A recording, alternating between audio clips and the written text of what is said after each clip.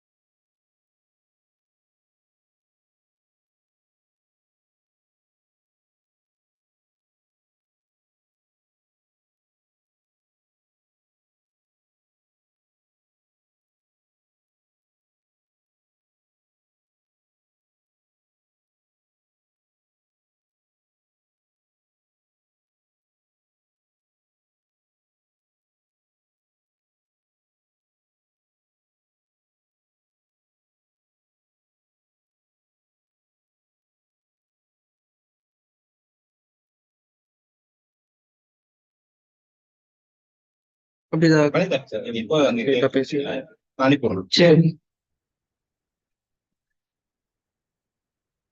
வரலன்றீங்களா? வரல நேற்று செக் பண்ணும்போது கரெக்டாக தான் இருந்துச்சு.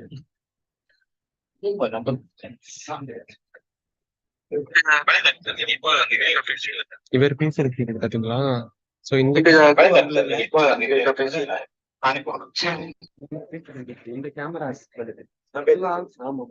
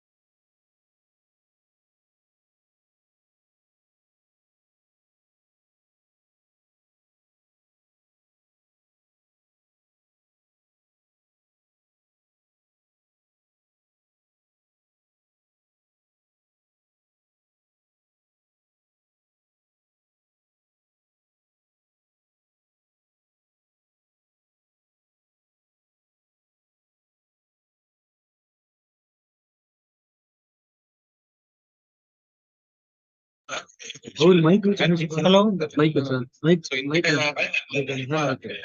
அப்போ நம்ம இதுல இதை கனெக்ட் பண்ணிடலாம் sir.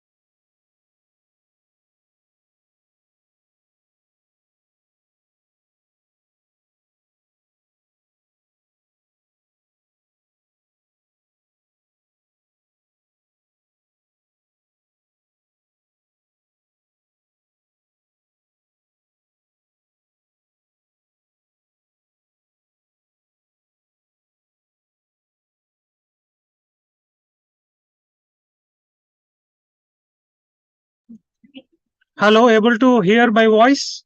This is it checking.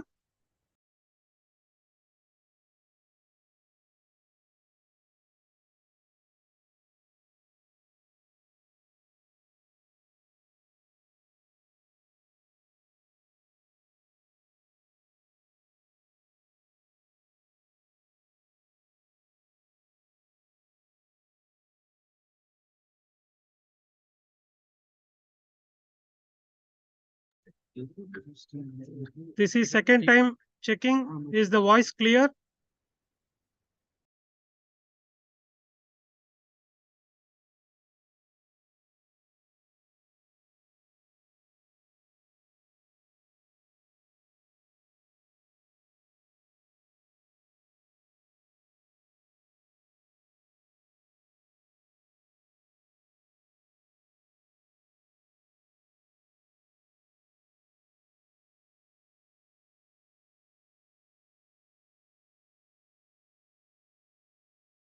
वो कनेक्ट कर दिया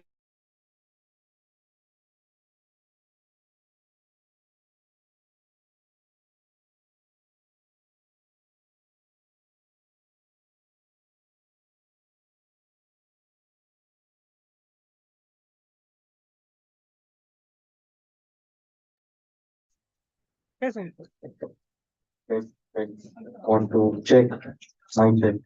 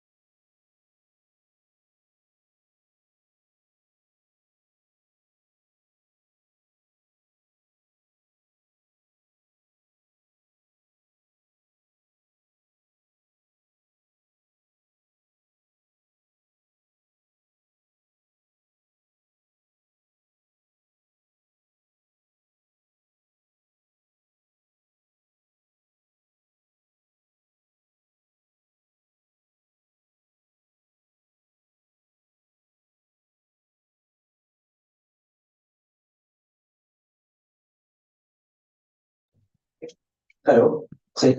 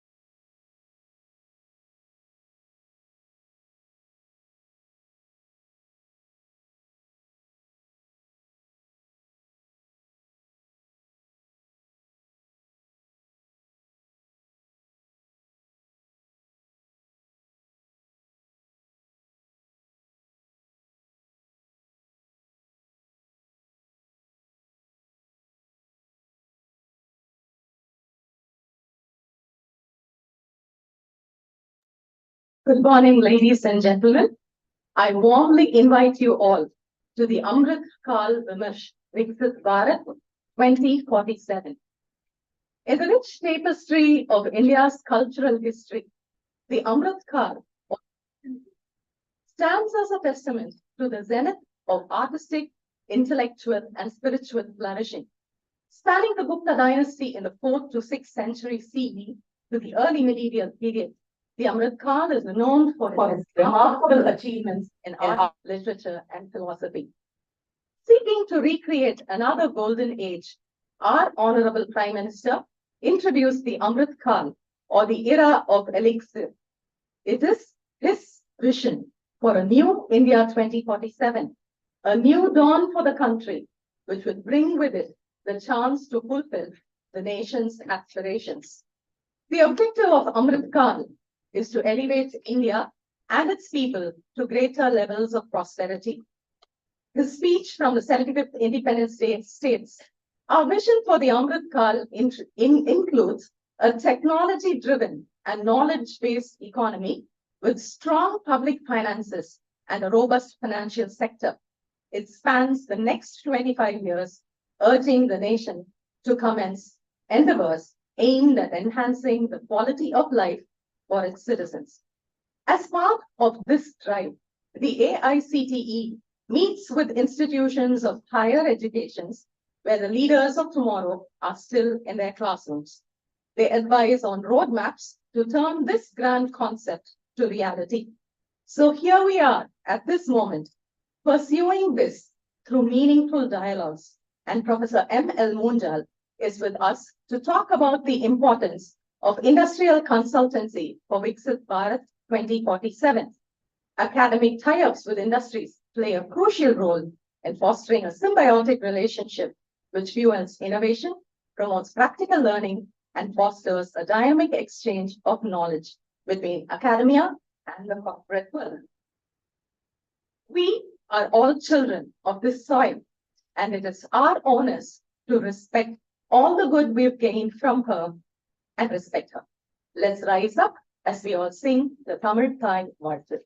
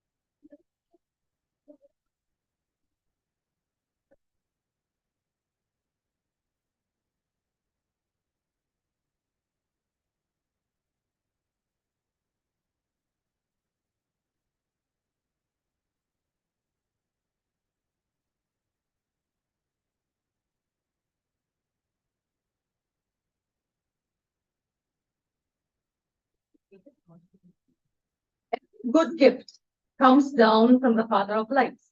And to begin this auspicious journey, I invite the dignitaries to light the lamp.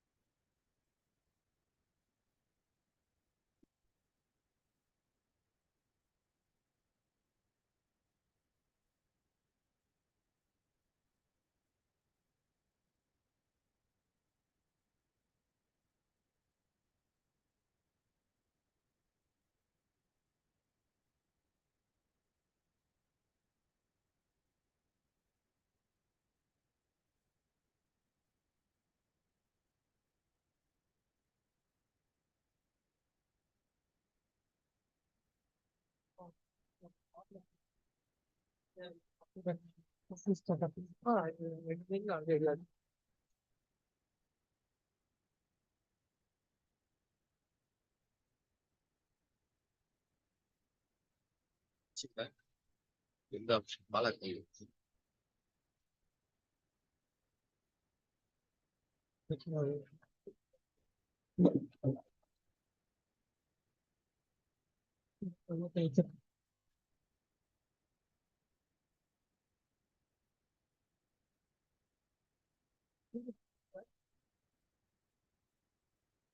institute is privileged in its leadership, that its leaders are people with vision, drive, and many years of experience in this institution. Our Dean, Professor T.V. Gopal, has 32 years of experience, and I'm proud to state that he began his teaching career with the Department of Mechanical Engineering too. With interests in various fields, his able leadership drives us forward in our achievements. Sir, it is our honor to have you with us. I invite you now to deliver the welcome address.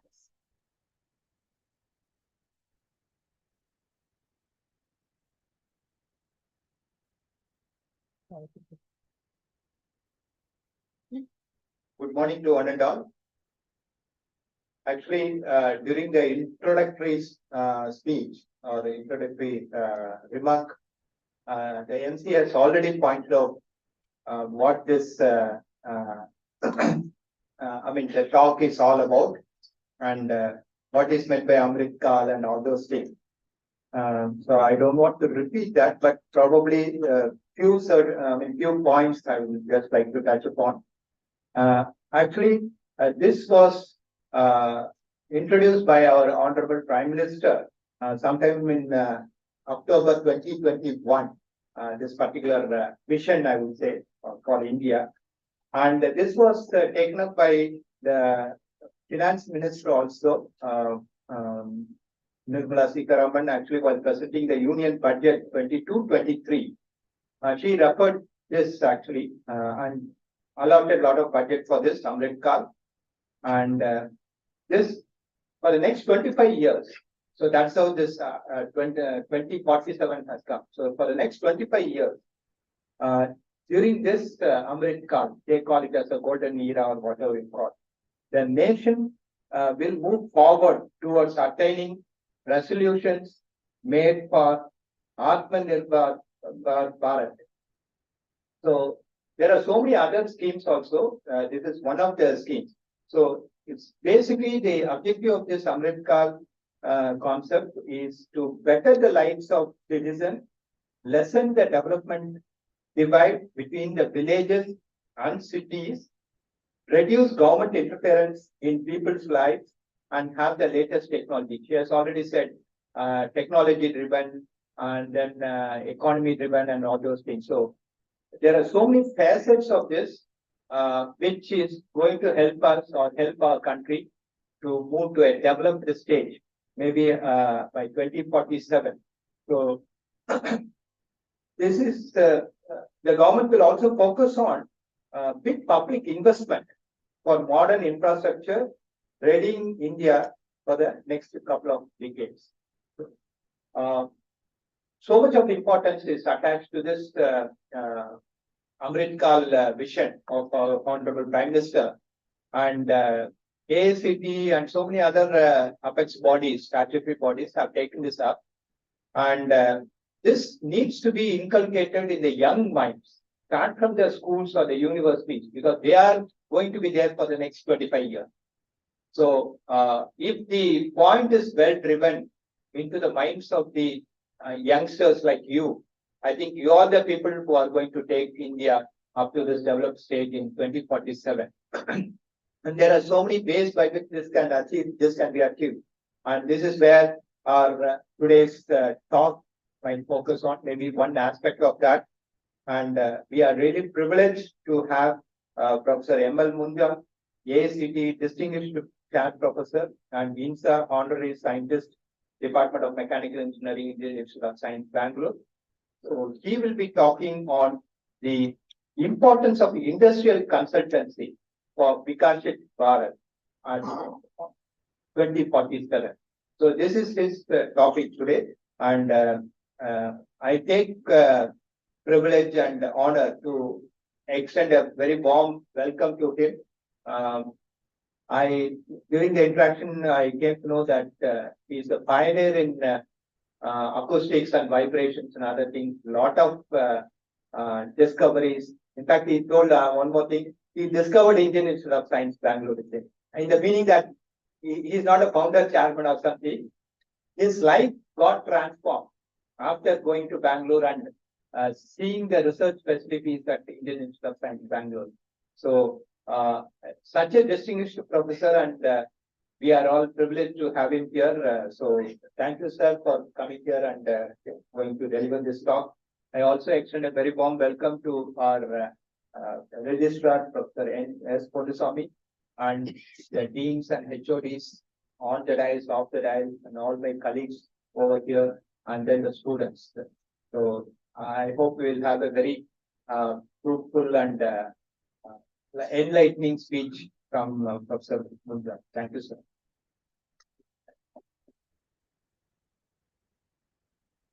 Thank you, sir, for that very warm welcome. Our estimable registrar, Dr. S. Ponusamy, is SRM's in-house talent who started his career as a lecturer in the Department of Physics and Nanotechnology. He has been part of our institution for over 30 years and has served in various capacities. He served as SRM's Controller of Examination for over 15 years, and during his tenure as the COE, he brought in several changes to our institution, one of which is our implementation of the ERP. Professor Ponusamy is also a visiting professor at the Shizuoka University, Japan. Apart from being an able administrator, he has shown a keen interest in research in many different areas. Sir, it is an honor to have you with us. I now request you to honor our guests with a shawl and a memento.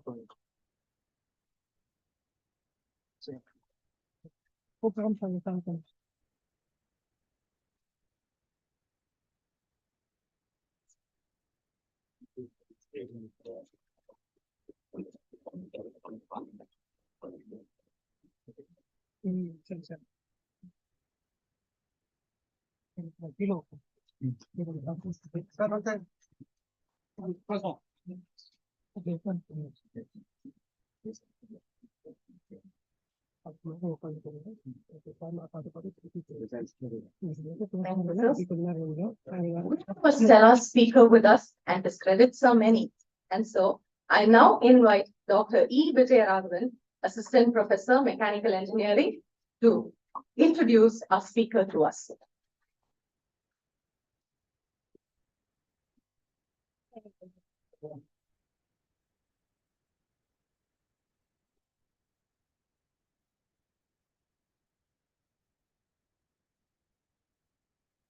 Morning, Mananda. Thanks for the opportunity. So I'm here to introduce Professor M.L. Munjal. He has completed his BSc Engineering degree in Mechanical Engineering from Punjab Engineering College, Chandigarh, and Masters and PhD program from Indian Institute of Science. Professor Munjal is a well-known researcher with over 210 publications in reputed journals, and he has authored a monograph titled Acoustics of Ducts and Mufflers. And also he has authored a textbook on noise and vibration control. And he has contributed several chapters in various international handbooks. To his credit, he has guided 18 PhD students and executed over 125 industrial consultancy projects in different aspects of noise control and wider design. He has been a convener of Facility for Research in Technical Acoustics. Since 1988, Professor Munjal has been a distinguished international member of Institute of Science, Institute of Noise Control and Engineering of USA. And recently, Professor Munjal has been elected as Honorary Fellow of the International Institute of Acoustics and Vibration.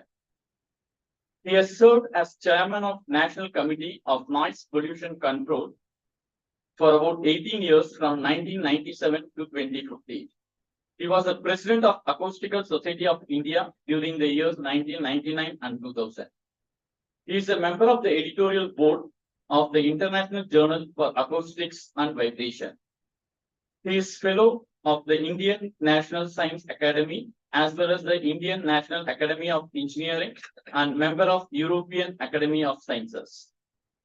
Professor Munjal has received the DRDO Academic Excellence Award in the year 2009 from the hands of the Honorable Prime Minister of India, Dr. Manmohan Singh, for his significant contributions in the analysis and design of steel linings for submarines and silencing systems for turbines.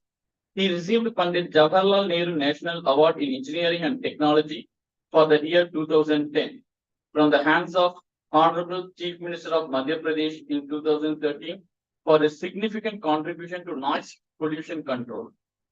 And Professor Jai Krishna Memorial Award in 2013 for Indian National Academy of Engineering in recognition for his sustained excellence with ethics.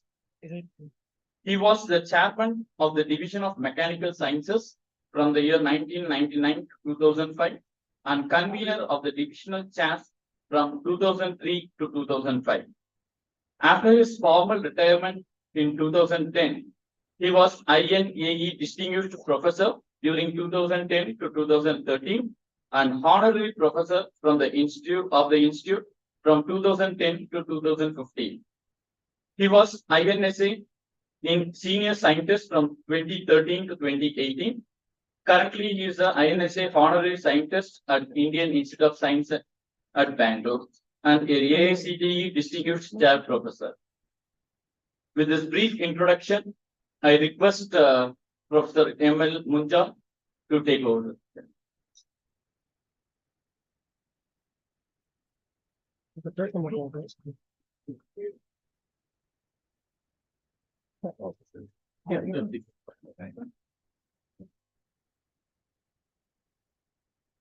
Friends, it's really a pleasure and privilege to be standing here to talk to all you youngsters about not only the subject of industrial consultancy,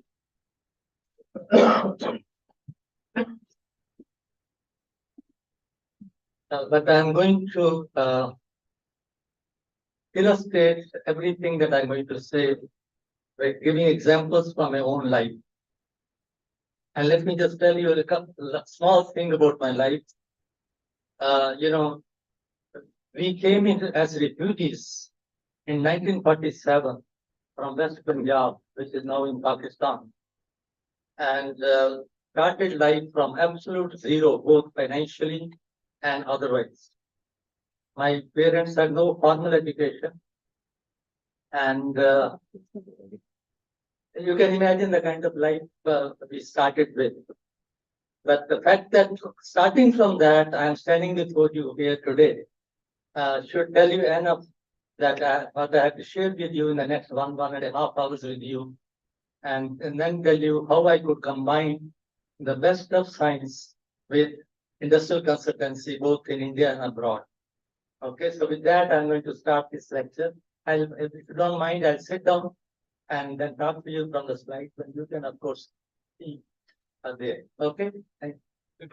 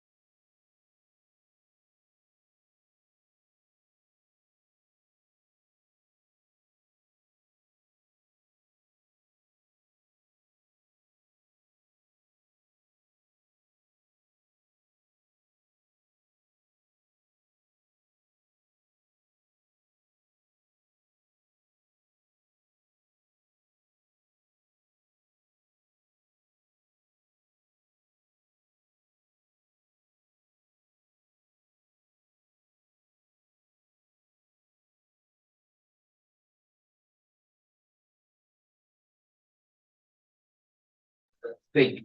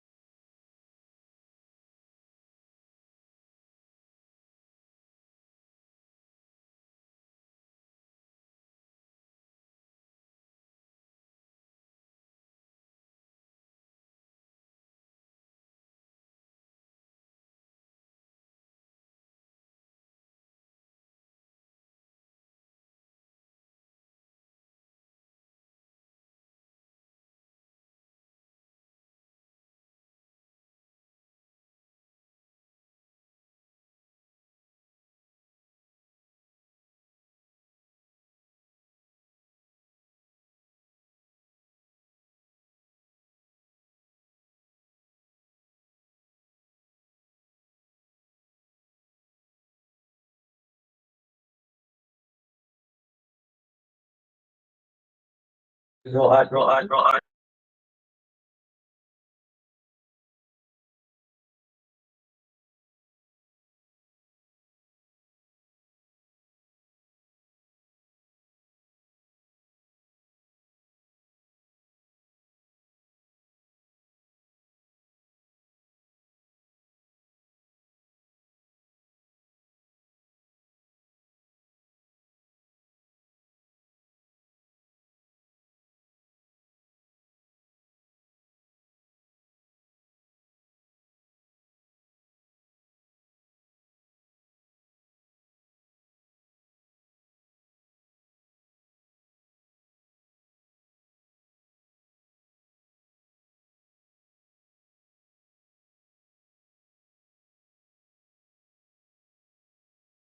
Participating needs and make profits. This is a regular definition of industry.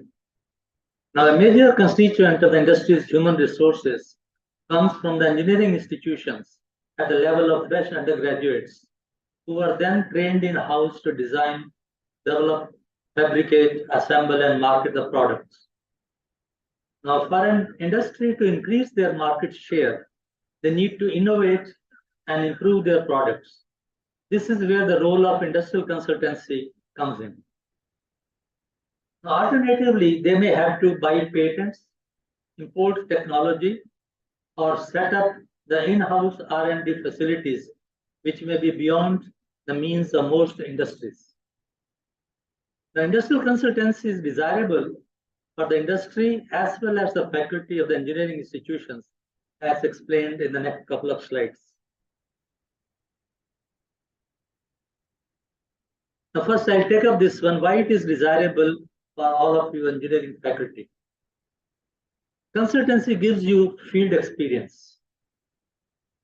This experience or exposure enables you to impart practical knowledge and pose challenging problems to your students. Consultancy generates resources for your college as overheads, for yourself as your share of the consultancy fee, and for your laboratories by way of equipment and consumables. Now, this is something very substantial, but I can give you again my example. I have had the pleasure of giving back to my institute as overheads more than the salary they were giving me. So what I'm trying to say is that I could earn so much from consultancy that the share that I gave back to institute was more than the salary. Even after retirement, I have been giving back to institute more than the pension they give me. So what I'm trying to say, it's such a pleasure at the end of the day. I feel so nice that I have been able to become almost a free professor for the Indian Institute of Science. And it's all because of the consultancy as a part of the consultancy. Next thing is that exposure to industrial problems and possible solutions increases employability of your students. So this is again very important. Often, my students at IASC, they were the first to be picked up in any campus interviews, okay, because they would have worked on consultancy projects with me and got the kind of experience which industry needs.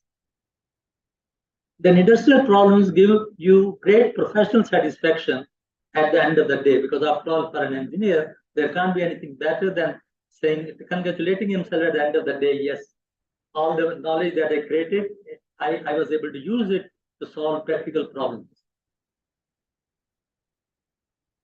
Now, often industrial exposure gives you problems as well as ideas for research, development, and innovation, which would eventually lead to innovative designs, research publications, and possibly a degree for your student.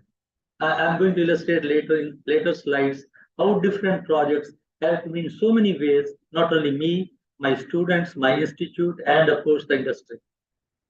Sometimes you attract practicing engineers for a research degree to your university as external registrants. I hope you have here external registration program.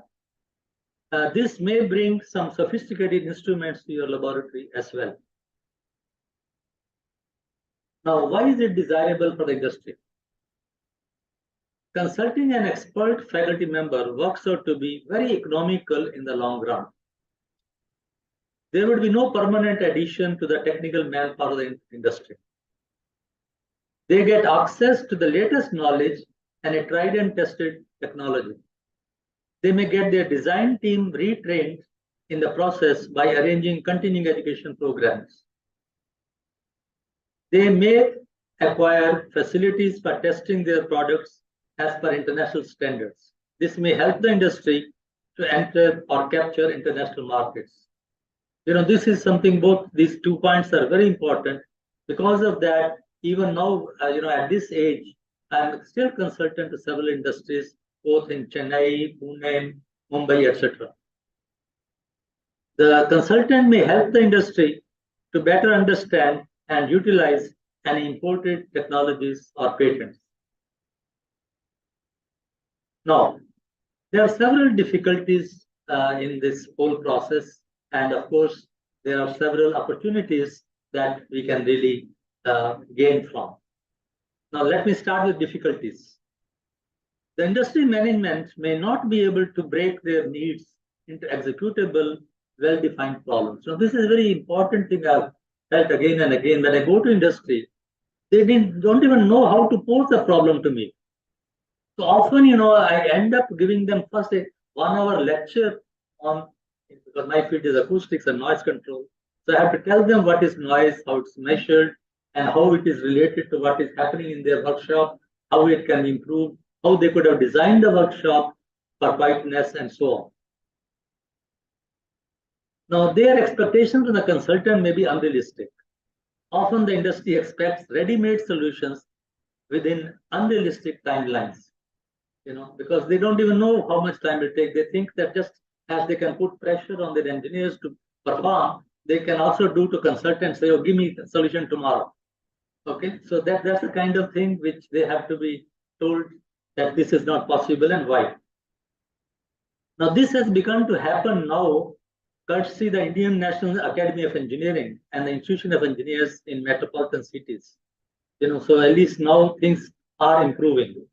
Now, often there is hesitation or diffidence on the part of the engineering faculty to proactively offer their expertise to the industry.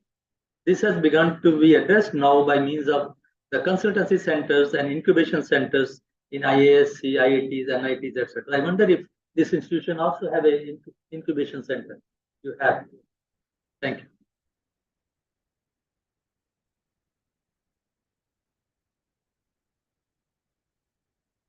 Now, I am really digressing a little to dilate on this point of intelligence can be increased by intellectual exercise.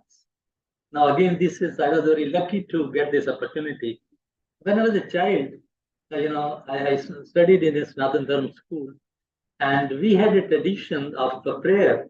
And after prayer, once in a while, a outside lecturer or expert will be invited to talk to the children. Now, I was, I think, in 3rd or 4th standard when this incident happened.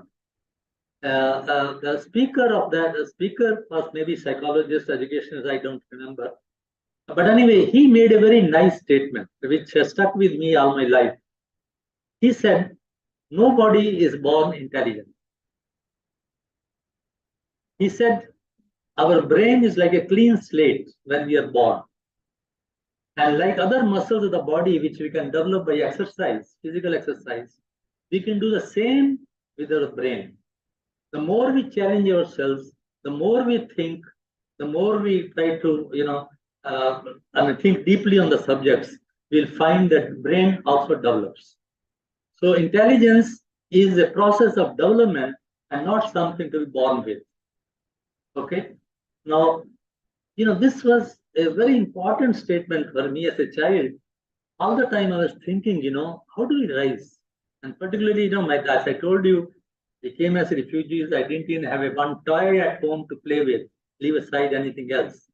And not only that, it was a very difficult childhood. I came from West Punjab, which is now in Pakistan, and the Punjabi that I spoke was different from the Punjabi that normal Punjabis were speaking in this part of the country. So every time when I would open my mouth, the other children would start laughing.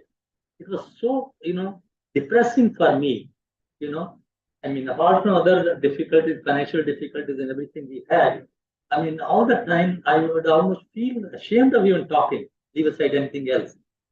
Okay. Now, when this statement I heard, suddenly something in me told me myself, yes, I can do it. That's the way. It's in my hand. How much I use my brain, I'm going to become more intelligent. Okay. And let me tell you, it was more true even the speaker that he might have meant when he made that statement. That's what it proved in my life. And that's what I'm going to share with you in various ways today in this 1 hour talk, because with examples, you will see how it helped me and how it can help all of you. Now, playing with integers, I developed magic tables to entertain myself as well as my classmates. It was very simple, like I would say, you have any number in mind and just tell me whether it's there in this table, etc. And then I can tell you what the number is. So it was really very, very surprising. But good thing happened apart from that. Suddenly, all students wanted to be my friends. Those people who are laughing at me, they stopped laughing at me. They developed some kind of respect for me. Okay, so that was a big change for me from the social side. Going to school was no longer such a problem for me. I really started liking it, all because they developed some respect for me. But it was mainly because I started playing with mathematics all the time, particularly mental mathematics, and that is how everything started.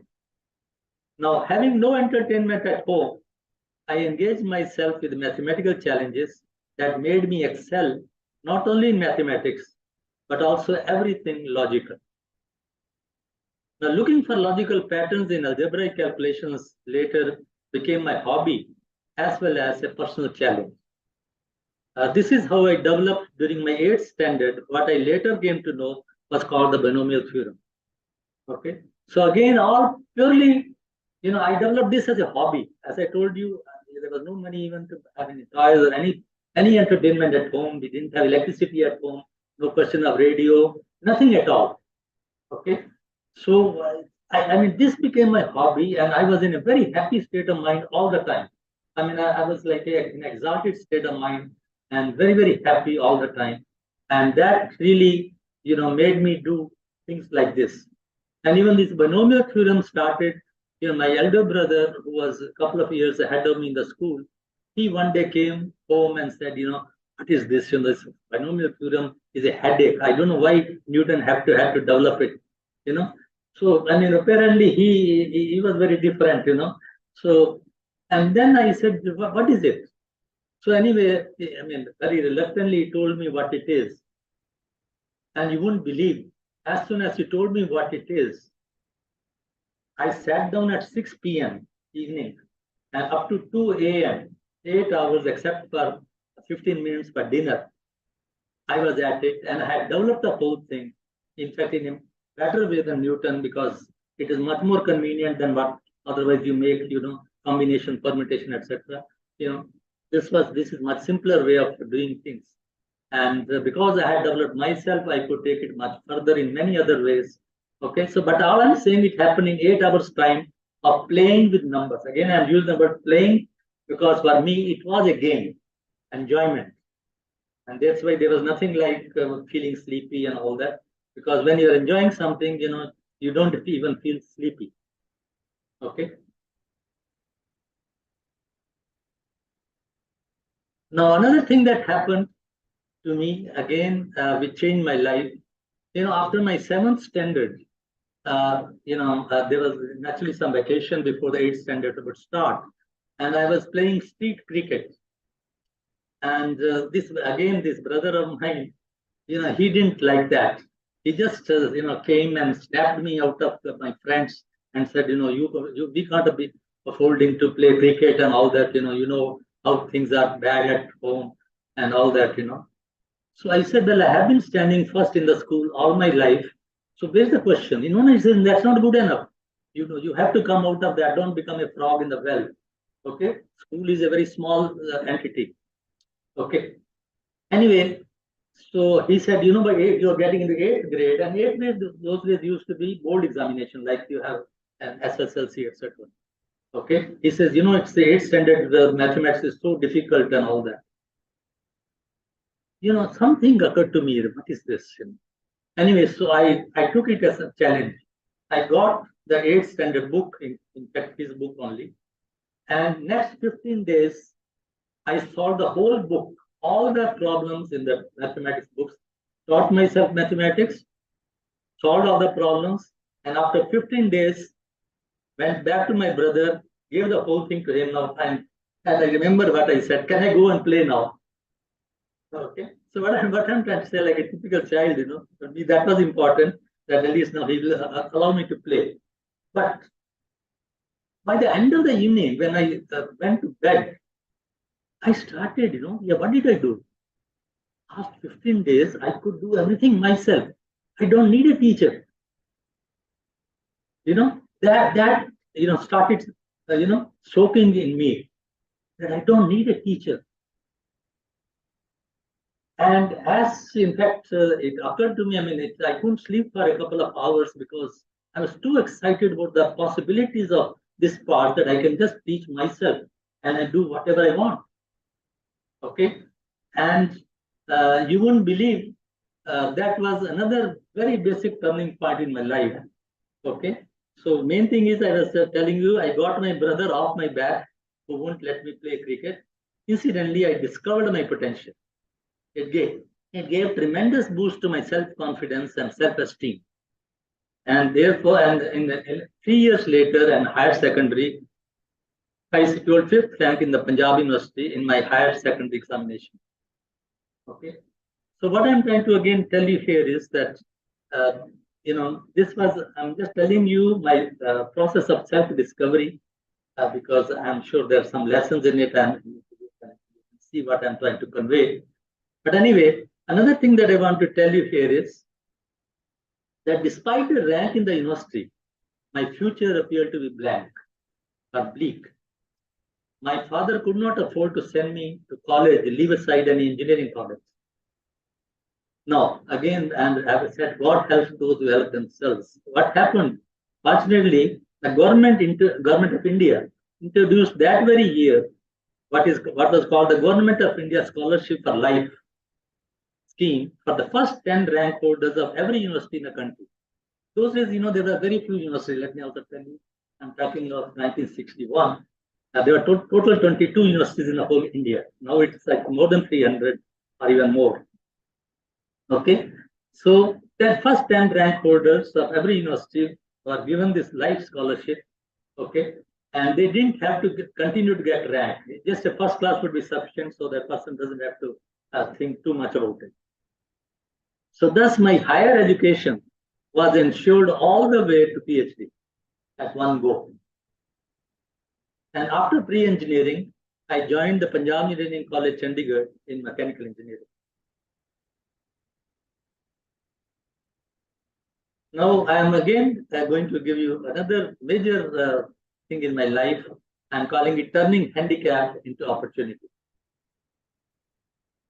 After graduating in mechanical engineering from the Punjab Engineering College, Chandigarh, I joined Indian Institute of Science and did my master's degree in internal combustion engineering. During the final semester for my dissertation project, I was asked to work on analysis and design of mufflers, although I knew nothing of acoustics.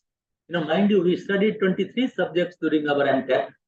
There were no electives those days, everything was compulsory. And in those 23 subjects, there was not a single subject on acoustics or noise. Okay. But because mufflers are fitted on IC engines to silence the exhaust, so it was a very valid project. But at the same time, situation was that I didn't know anything where to even to start. Okay. Now, my friends told me, that you go back to head of the department and request for a change of the project. After all, I mean, he knows that we have not been taught anything in acoustics. But then, something in me again the same thing that was like that told me that no, I'll take up the challenge. If I don't do it, who will do it?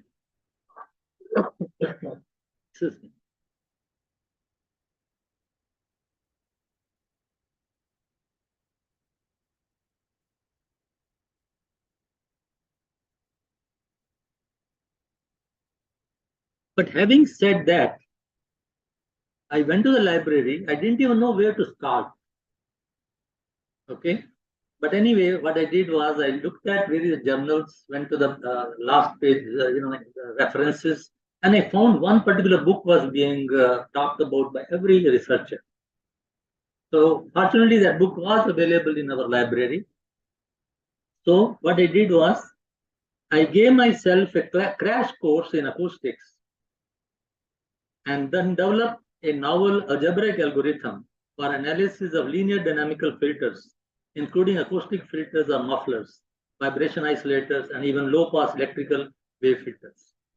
Now, this was something which I really want to convey to you.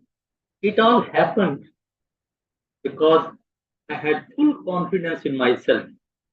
And that confidence was not that I knew acoustics, but all I found was that very little had been done in the field of analysis and design of mufflers when I studied fundamentals of acoustics. In fact, again, a close friend of mine said, see, I told you that you got into yourself into this. What will you do now? Nothing has been done. I said, wait a minute, because nothing has been done, don't you think it's an opportunity and not a difficulty? If something had been done, I would only be following that path. Whereas because nothing has been done, whatever I do, that will be new. So he just laughed and he just put like this in head and I give up on you. You are incorrigible. Okay. So that is how it happened. But then next 3 months, I started working on this and kept again studying the basic patterns developing. In fact, it was something very similar to binomial theorem, because I had developed a faith that when you do some specific mathematical operations, and what finally comes out should be predictable right in the beginning. And that is what happened. After 3 months, I went back to my guide, and in fact, there was a seminar to be given. All students had to give a seminar on the dissertation project.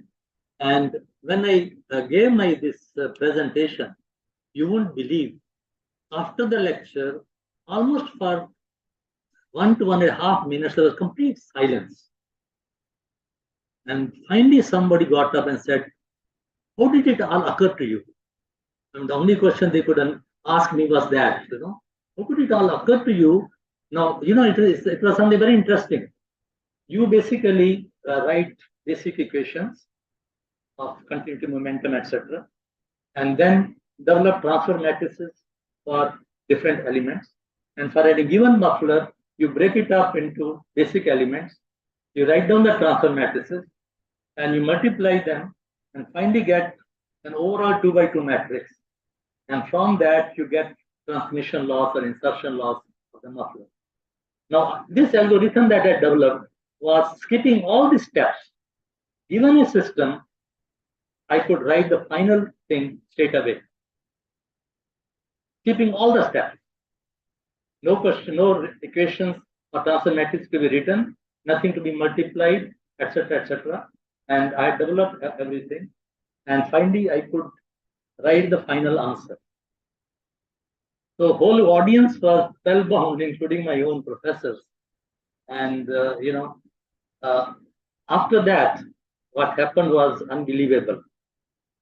Actually, next day I went to Pune to appear for an interview for Tata Motors. Those days, Tata Motors were called telco. Okay. And after 2 days, I came back and told my head of department, sir, I have been selected by telco. I'm going to join there.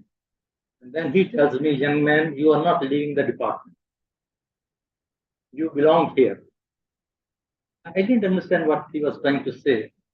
But later on, I came to know the whole story. What had happened was, after the seminar, all the faculty of the department persuaded the head of the department to make a recommendation to the director of the institute, who was the Professor Satish Dhaman those days.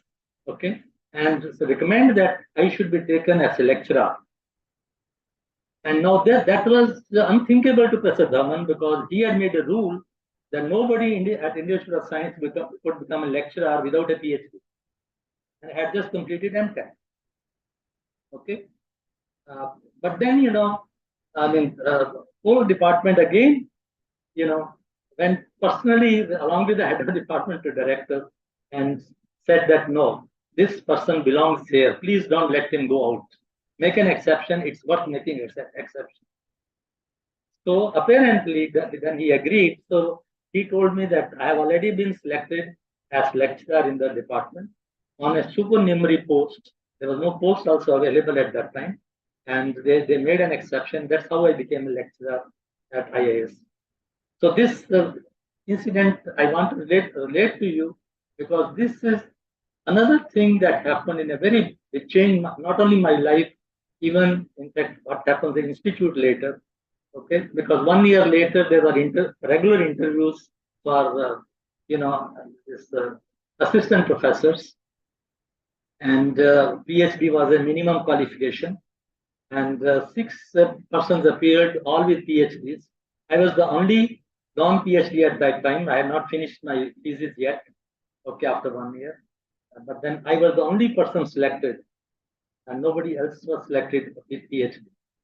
In fact, not only that, at the next day, the head of the department told me, he says, Manohar, we almost lost you yesterday. I said, lost?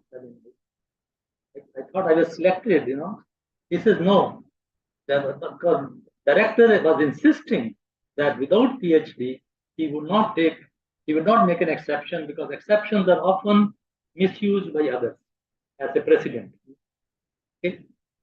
But then when he said that, all the 3 experts, one from IIT Kanpur, one IIT Roorkee, and IIT Delhi, all the 3 said, all right, if you don't take him, we'll take him in our institute.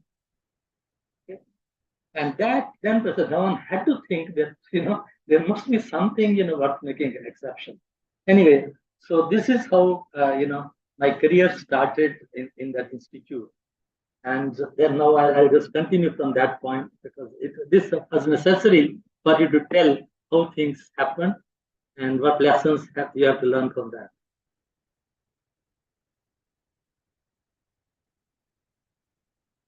Now, continuing my research work for PhD, I made use of my algebraic algorithm to develop generalized criteria for synthesis or design of automotive exhaust mufflers and multi-degree freedom vibration isolators. This was very important, because I was telling you that any given system, I can straight away write the answer. And therefore, I could also find out if I want a better answer or better performance, what I have to change there. Okay, and that is how I could develop the most general design criteria for multi-degree freedom vibration isolators as well as exhaust mufflers. And this work was published in several papers in the British Journal of Sound and Vibration. I was promoted as assistant professor and incidentally received the Science Academy Medal for Young Scientists for the year 1975 at the hands of the then Prime Minister of India, Mrs. Indira Gandhi, at the Indian Science Congress at Voltaire. Okay. Now, this is where another thing happened. And that is the start of the consultancy. And this is what I'm going to tell you now. It was during the Science Congress at Voltaire that I got my first major consultancy project from the Fertilizer Corporation of India, Sindri. Ironically, it had nothing to do with my specialization of automotive mufflers, but on high pressure steam venting silencer design. After I finished the lecture at Voltaire, some gentleman sitting at the back, he said, can I talk to you for 5 minutes after this lecture? I said, fine. So he told me that at Sindri, they had a very particular problem. They were venting out 18 kilograms per second. Mind you, 18 kilograms per second of superheated steam to the atmosphere whenever the steam was not needed. Because you cannot stop the boiler. Boiler takes 48 hours to come to that particular high pressure and temperature that you want. So if suddenly steam is not wanted, you have to simply vent it out. Vent it out at that pressure and temperature. Now, the noise from that was so much that even if you were at 50 meters, you won't get time even to close your ears. It is just unbearable. In fact, later on when I took up the project, I went to Sindri, I found there was not a single bird in the whole city. Because of course the birds had the freedom to run away. Human beings have to work, they have to earn their living, they had to work. But birds did not have that kind of thing. So no, I could not find a single bird in the whole of city of Sindri. Anyway, so now question was that, but this was not my subject. But again, I told myself, no, if I can't do it, who will do it? This is another thing I want to tell you. I want to share with you, if whatever it means to you, maybe nonsensical for you. There are two ways of looking at a situation.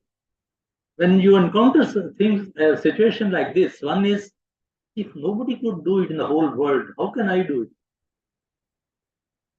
Other ways, here is a problem, there must be a solution. And if, I cannot find it, who else will do? And I, right from childhood, I have been doing that kind of, playing that kind of game with myself. Okay, so I took up the project. And this time when I took up the project and I told my head of department, he says, young man, you are no longer just a boy. You are now a responsible faculty member. And mind you, when you say you are taking the project, you are putting Indian Institute of Science, name in danger. It's not just you.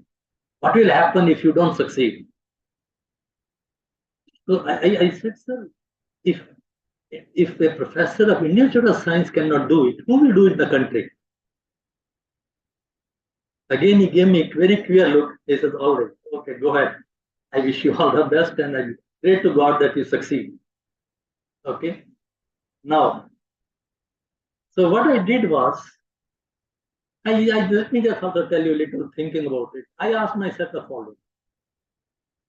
This much noise is there for two reasons. One is that it's 18 kilogram per second of steam being vented out. It's a very, very high velocity. In fact, and at pressure of 200 bars. All of you who have some idea of one-dimensional compressible fluid mechanics, you'll understand that it comes to almost Mach 8. That means air superheated steam, which is like almost air, is going out at Mach number 8.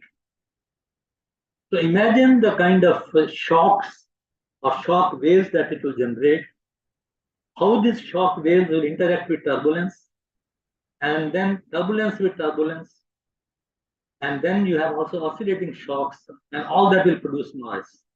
So having first got onto the problem, I asked myself, how can I do it? I said, well, the obvious thing is that I should not let the pressure come down from 200 bars to 1 in single step. What I did was I put, multi orifice plates, one after the other, and made that pressure go from from 200 to 110 in first stage, 110 to about 55 or 60, and 60 to 35, and all that. Typically, as you know, 1.89 is the ratio for that, sonic speed. So now I reduced that whole expansion into 7 steps of sonic expansion. And because each sonic expansion produces much less noise than would have made otherwise. And not only that, any noise produced at the first stage will get substantially absorbed when steam tries to go through the set of holes in the next stage. Okay. So my suspicion was that finally what I will get only is the noise that is generated at the last stage. And I was not wrong at all. Later on, in fact, I guided a PhD, somebody in IIT Madras, and he proved that what I had felt just by intuition was correct.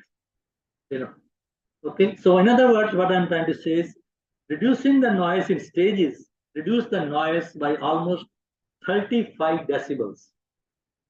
And it is a lot of reduction because every 10 decibel reduction gives us a feeling of the noise having been halved. So first 10 means half, another 10 means 1/4, another 10 means 1/8, and so on. So what I'm trying to say is noise had already been reduced to 35 dB, but still that was not sufficient because still noise was very high. Okay, it was bearable, but it was almost like a truck without a silencer. That's the kind of noise it was producing. Anyway, so then what I did was, you can see here, I've just given you this schematic. This is that venting wall, and the number of holes are there as the first step of expansion. Number of holes are there, second expansion. Then number of holes there, third expansion. Of course, in that there was 7 stages. I have shown only 3 stages here. And now, whatever noise is produced, that goes through this parallel baffle muffler. And I was able to get further about 20 dB. So we were able to reduce noise by 55 decibels. So that means almost from 145 decibel, we were able to come to 90 decibel. And 90 decibel is not much more than at what level I'm speaking to you now. Okay. So this was a really very big breakthrough. And then, everything went up very well. And again, in the department, I got some respect, the kind of thing that I've done. But more than that, something very interesting happened. That gentleman who had talked to me at Voltaire about this project, he told me confidentially, he says, Professor Munjal, I think that I asked him, we had charged at that time 3 lakhs of rupees for consultancy. I said, I hope you have got the worth of your money that you paid to us. He laughed. He says, for this work, a Russian firm was quoting 35 lakhs. And you have charged us only 3 lakhs. So that's another thing that told me at that time, which is the subject of today's talk, the importance of industrial consultancy in the country. If we don't do ourselves, we are paying to the nose to people outside. In fact, most of the industries in India, even now, things are becoming better, but even now, they're just happy in getting some technology from outside, pay very highly for it, but after that, keep making money out of it. Okay. But in the whole process, the real knowledge doesn't develop. The knowledge still remains with outsiders. I'll give you another instance here, and this is a very important point I want to make today. I was consultant to Kirloskar Brothers in Pune, near Pune, actually, a place called Kaal on the Pune-Bangalore highway. Anyway, then that company was bought up by Copeland. It became Kirloskar Copeland Corporation. And now, of course, it's only called Copeland Corporation. Now, they came to me for a project. They said, can you design a reverberation chamber for testing hermetically sealed compressors which we use on our window air conditioners? But I said, now that you are part of Copeland Corporation of USA, they have all the knowledge, they have all these facilities. So why do you want to come to me? You know what he said? You won't believe it. He says, Copeland only have asked us to see you. Okay, and design this. At that time, first my reaction was very nice, of importance, that they have asked me. But later on, what turned out was very disturbing. They did not want to give any technology to India. But even for that, though they were partners in the firm, but they would not like to give any technology. And they knew that I was in that field. They asked, okay, go to Munjal in Bangalore, and he'll give you that this. Okay. So what I'm trying to tell you is this. And later on, I came to this is true in most of the cases. Even where the so-called partnerships are there, technology is never given to India. They make sure that you only buy their products, their machines, their everything, but no knowledge coming to us. And that's why I want to tell you today here why I chose this subject, how important it is to develop industrial consultancy culture if India has really to become a developed country by 2047.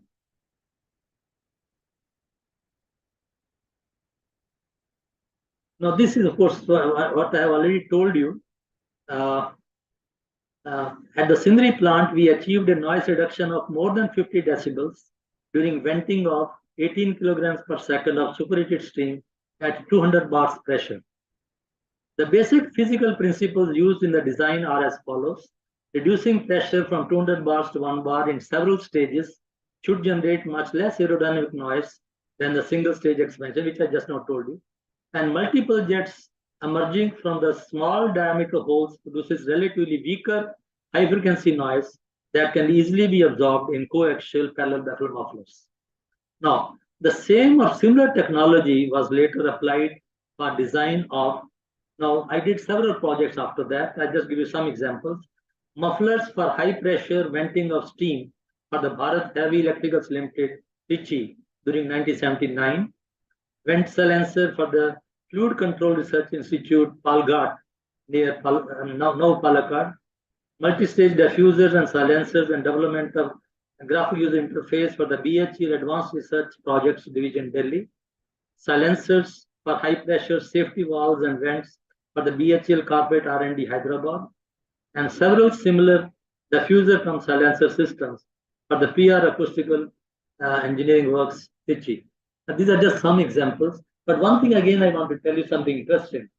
BHEL Trichy, they wanted me to do similar kind of thing that I had done for Sindri for their plant in Tuticorin in Tamil Nadu. So I did that, gave them the design, and everything was over. And I didn't hear from them almost for 1 year. And then I wrote to them a letter. I said, see, this consultancy project all work was done 1 year ago. I have to close the file. Now, please tell me, has it succeeded, or something has failed, or you have not implemented, or what? That person wrote to me an email saying that, well, Professor, now we don't even know when the venting takes place.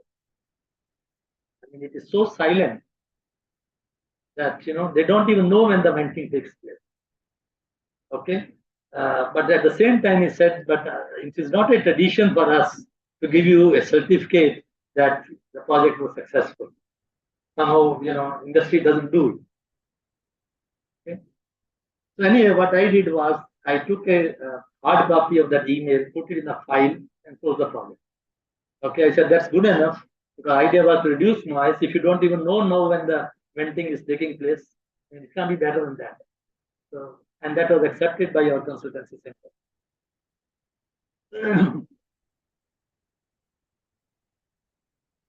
Now, I want to tell you about this parallel baffle dissipating mufflers, because this is one thing which is used many applications. And I'll just give you a little idea here. These mufflers or silencers convert or dissipate acoustic energy into heat by means of baffles made of highly porous foam or fibrous material. They work on the principle that it is advisable to use several parallel louvers instead of an acoustically lined duct. The single flow passage of length and transmission loss. Anyway, let me not go into such details. But the main thing I want to tell you is there is, however, an accompanying penalty of higher back pressure against which the fan or blower will have to work, and or the larger size and cost of the muffler. There lies a challenge for the muffler designer or acoustical consultant. And incidentally, I gave this project to my MTech student, and year after year we further improved upon it. And finally now we have a software where I can optimize not only the performance of the muffler from the acoustic point of view, but also take into account the cost of the muffler, the size of the muffler, back pressure of the muffler, etc., etc.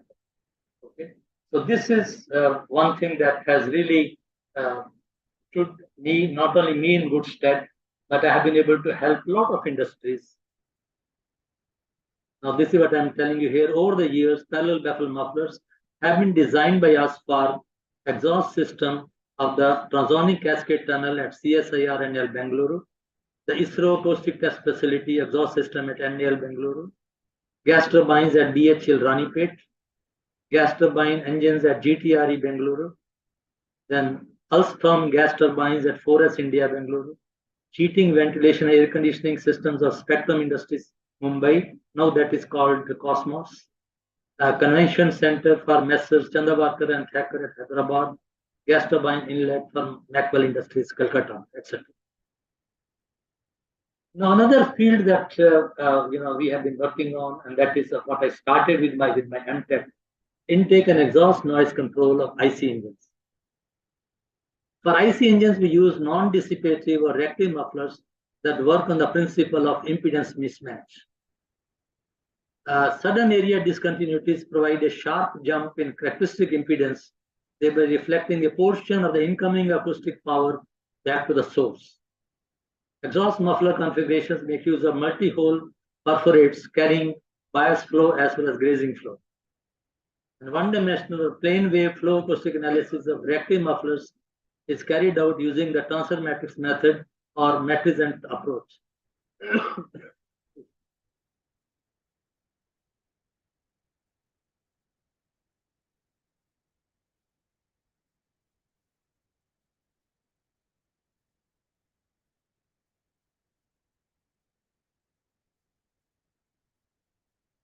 Now, this matricent approach is not so accurate as the three-dimensional finite element method, but is good enough for design purposes.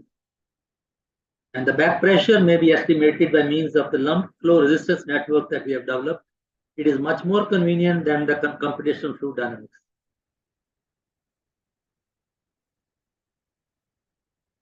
Now, this is a typical exhaust muffler. Just let me give you a little something. Flow comes like this, and then this is a perforated pipe, and flow can get out partially, but the remaining grazing flow continues, comes to this end chamber, and again enters here. Part of that again gets out, a part continues, comes here, and then finally it comes here. Again, because of holes, part of that gets out, but remaining gets out finally. And this is the side view of that elliptical muffler.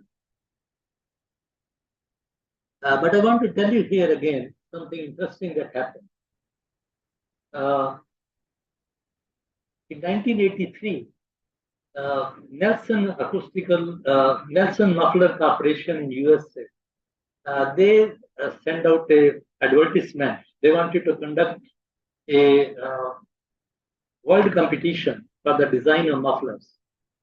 Okay, and so it was a nice opportunity. So, I and my student, there was one student from Osmania University, Hyderabad, who had come to me under external registration to do PhD. So I put him on this one. So we developed some very nice, what we call decoupling approach, basically making use of eigenvalue problem. And we sent that paper, And that paper became the best paper in the world on mufflers. Okay. And that was a big breakthrough because that was the first time I went to USA. And they gave us, both my student and myself, complete airfare, etc., plus local hospitality, plus $2,000 prize to each of us. Okay. So what I'm trying to say is that this was, this is how things happen. That you don't plan for things, but you just respond to the challenges that you come across in life, and rest is taken care of by God. Now, in that particular conference that was conducted, two persons were from Germany, and again they met us after the conference during tea time, and they said if I could work for Volkswagen. Now I said, well, I'm from Institute of Science. I will continue to be there. If you want to give us any project, we can take up. But I cannot leave that and join Volkswagen. Okay. They said no problem. So that is how they gave us a project. I mean, at that time it was 85,000 Deutschmark, which is almost like today's 60, 70 lakhs of rupees. Okay. And that with that money, I could buy whatever I want. And good thing was that it was a project to be taken by me along with the professor of Berlin. Of course, his job was only to take care of administration, but all the money was meant for me. So whatever instruments I wanted, he purchased and directly sent it up to me in Bangalore. All I had to do was get the import clearance. Then all the books that I wanted, he got me. Not only that, it also allowed me to go to Germany twice, and also that professor also came to India. In fact, that was a nice opportunity for IIT Madras also, because those days, that was the IIT Madras was getting major aid from Germany. So he combined with that, and later on he visited IIT Madras several times. Anyway, so what I want to tell you here is that over the last 4 decades, the intake or exhaust mufflers have been designed by us for Telco or Tata Motors Pune, Reva Vehicles Bengaluru, motorcycles of Eicher Royal Enfield Chennai, hybrid reactive cum dissipative mufflers for Owens Corning, Mahindra and Mahindra Nashik, and also Mahindra Research Valley in your neighborhood. Then forklift engine of Voltas Thane, Escorts tractors Faridabad, single cylinder Eicher tractor of Tafe Mandideep in Madhya Pradesh, locomotive engine of General Electric India Tech Center Bengaluru, engine of the LG Equipment Coimbatore, tractor engine of Tafe R&D Chennai, automobile exhaust systems of Faurecia Emission Control Technologies, intake silencers for submarine battery charging system for Kirloskar Oil and Gas Limited Pune, and again exhaust silencers for submarine battery charging system for again Kirloskar Oil Engine Pune. These are just some of the examples. But another thing that I want to tell you here is, that project of Volkswagen was considered such a success that they approached me for a second project, telling me that this is not their tradition. They don't give more than one project, but they'll make an exception. Again, they gave me 95,000 Deutschmark, which is almost 70, 80 lakhs of rupees. Again, I could get so many other equipments which my research students needed. Up to that time, I was having a lot of problems, finding money. Now, of course, these days you have DST, SCRB, etc. A lot of research grants are available in the country. Those days, it was very difficult to get money. So I started getting money from abroad, and later on, because I got that, money getting here also became easy. All right. Now, this is another thing I want to tell you here. In 1997, the Central Pollution Control Board set up a national committee for noise pollution control. And they requested me to become chairman for 2 years. Okay. So I took it up again as a challenge, and whole thing was so successful that the committee kept changing after every 2 years. But I was retained as chairman for 18 years. That is 9 consecutive terms. Okay, because they really felt that the kind of things I was able to contribute, people were not able to do. But main thing I want to tell you here is my way of working was different. Whatever I mean, recommendations we would make to Ministry of Environment and Forests, I wanted first to demonstrate that it is doable. Often people say, you make recommendations, they remain on paper.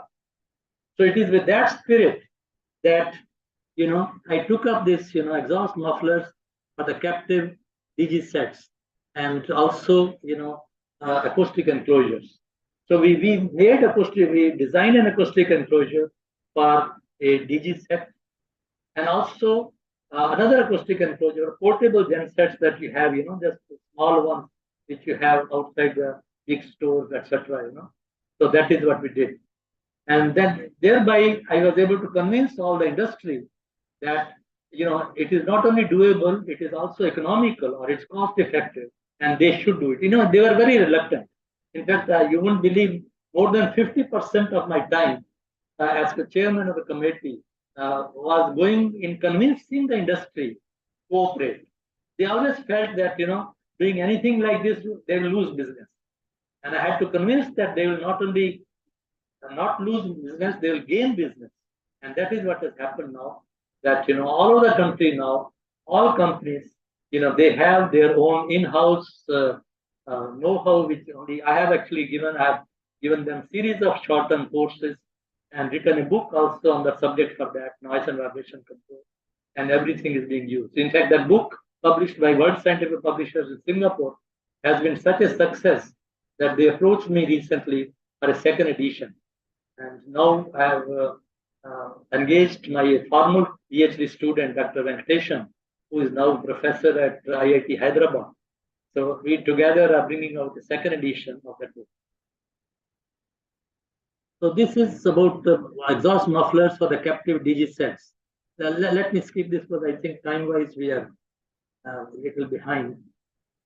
Now this is how a typical acoustic enclosure looks like.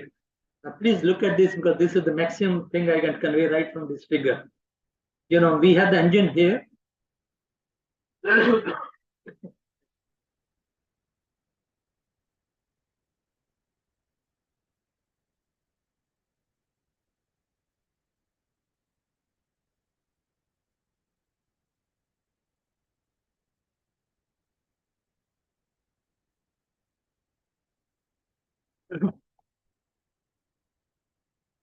Yeah, this is the engine that is making maximum noise. So what we do, and this is coupled to here to pump or compressor, but in that case it will be generator when I talk of DG sets. But anyway, main thing is this engine, it produces noise by itself, and also this fan, that's a major source of noise. So what we do is we put acoustic louvers here, or what we call parallel baffle muffler, so that the air that is coming in, that will go, it is directed onto the fan, but at the same time, the fan noise, when it tries to get out, it will be substantially absorbed by the parallel baffle muffler. Okay, same thing is on the exhaust side, this air now that is heated, it has to be sent out, but then that will also carry the noise.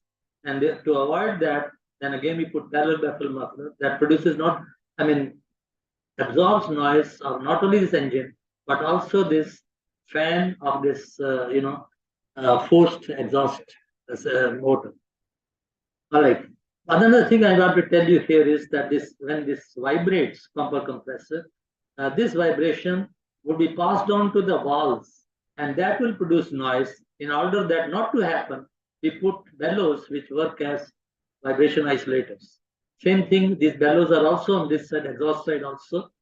And also we put a sleeve here so that any vibration of that should again not pass on to the valves.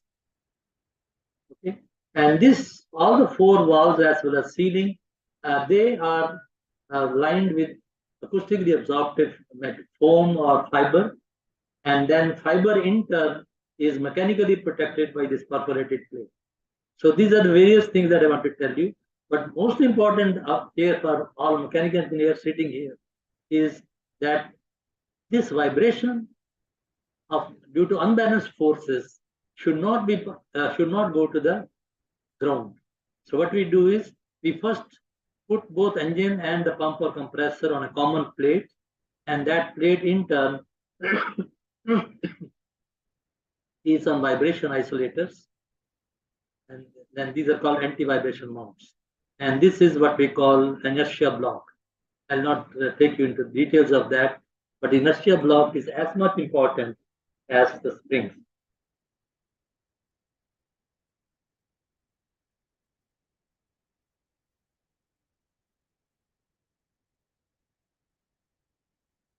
Now, this consultancy was provided for noise control DG sets to several companies. I'll just name a few: Naval Science and Technology Laboratory, Visakhapatnam, ITC Filtrona, Chennai, Escom Jyoti, Bengaluru, Packaging and Printing Unit of ITC, Chennai, Hind High Vacuum, Bengaluru, Brigade Enterprises, Bengaluru, Optimum Power Solutions, Bengaluru, Sine Wave Generators, Bengaluru, ETV Parcel 9, Embassy Tech Village, Bengaluru.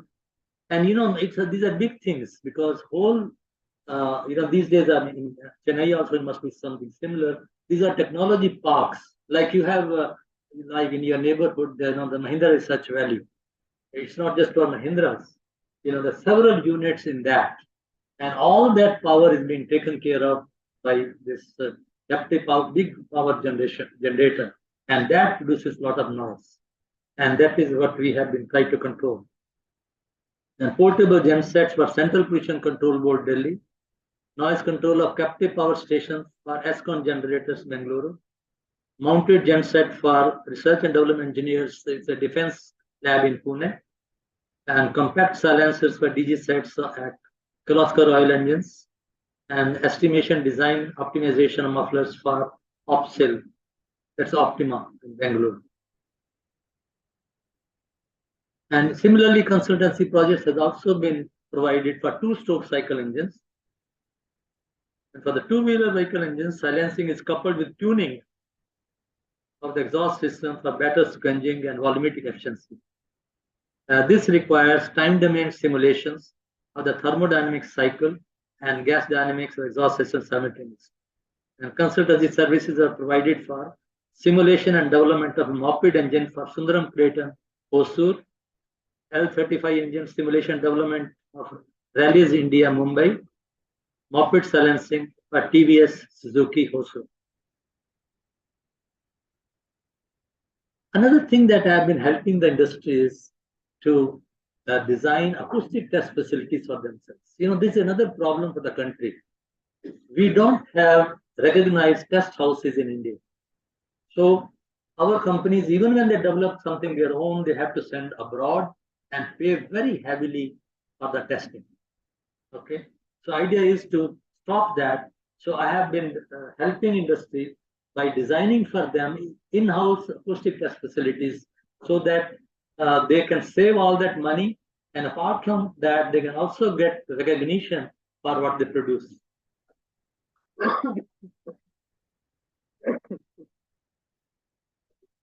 Get dryness.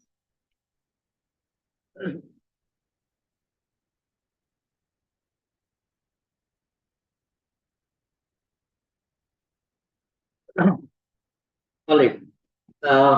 So we have designed hemi-anechoic chamber for testing of automobiles at Telco, now called Tata Motors. Incidentally, this is the largest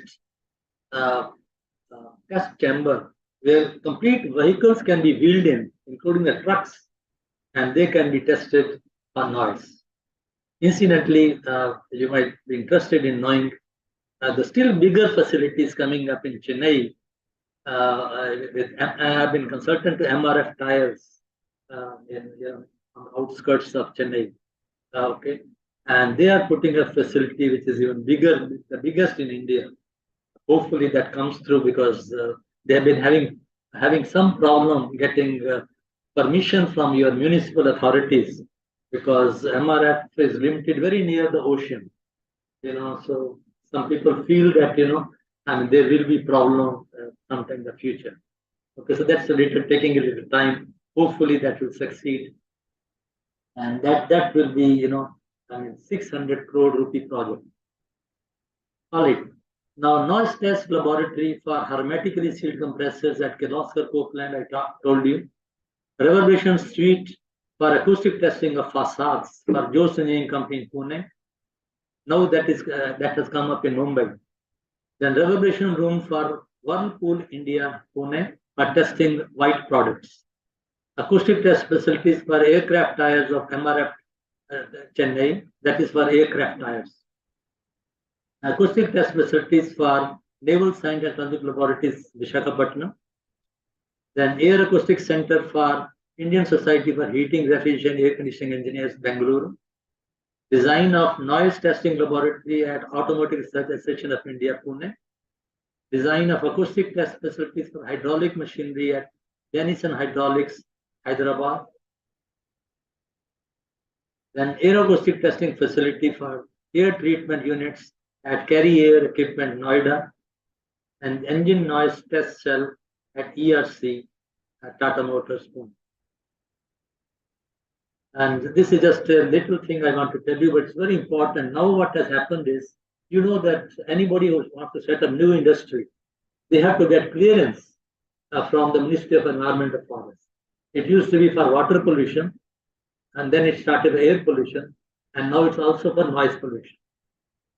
Okay, and therefore it's necessary that when you submit a project proposal to the ministry, you have to prove that this industry is not going to pollute in any way the environment.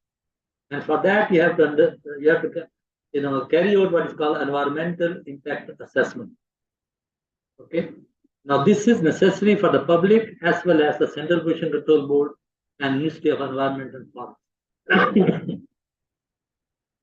Now, the following projects were carried out for the environmental impact analysis or estimation and control. Environmental noise of St. Joseph's College in Bengaluru. Environmental impact assessment of the model rubber wood factory or rubber board Kottayam in Kerala. Acoustic impact of turbo compressor at Quest, Bengaluru. Acoustic environmental impact assessment of power press for Sansera, and these are some of the examples. Another thing that I have been doing again, which is very important for the country, vetting or certifications of designs. Even when the people put up acoustic test facilities, these foreigners, they are very clever. They try to tell, no, we don't recognize what we have done. I mean, they behave like, big brothers. Okay? And really create all sorts of problems to make sure that our Indian products cannot be exported. This is a big thing, which I've been trying to help both actually this way and also on the other side. I'll tell you a little later. Okay. Now, sometimes the government agencies require vetting or certification of design proposed by private consultants. For example, I did this vetting design for acoustic treatment of hangar for DP Jain and Company in Nagpur. Vetting of acoustic design of simulator block for Shirodkar and Company in Goa. These are big things, for hangars for the airport. Acoustic audit of the indoor stadium at Calicut for National Games Secretariat, Thiruvananthapuram. Technical review of the Sonics acoustic design of the Niemann's Seminar Hall for Messrs Professional Consultants. And these are just some miscellaneous consultancy projects which I have carried out for industrial noise control. I'll just go through it a little. Design of a motor cooling blower silencer for BHL Bhopal. Noise control of the chiller plant for Brigade Enterprises Bengaluru.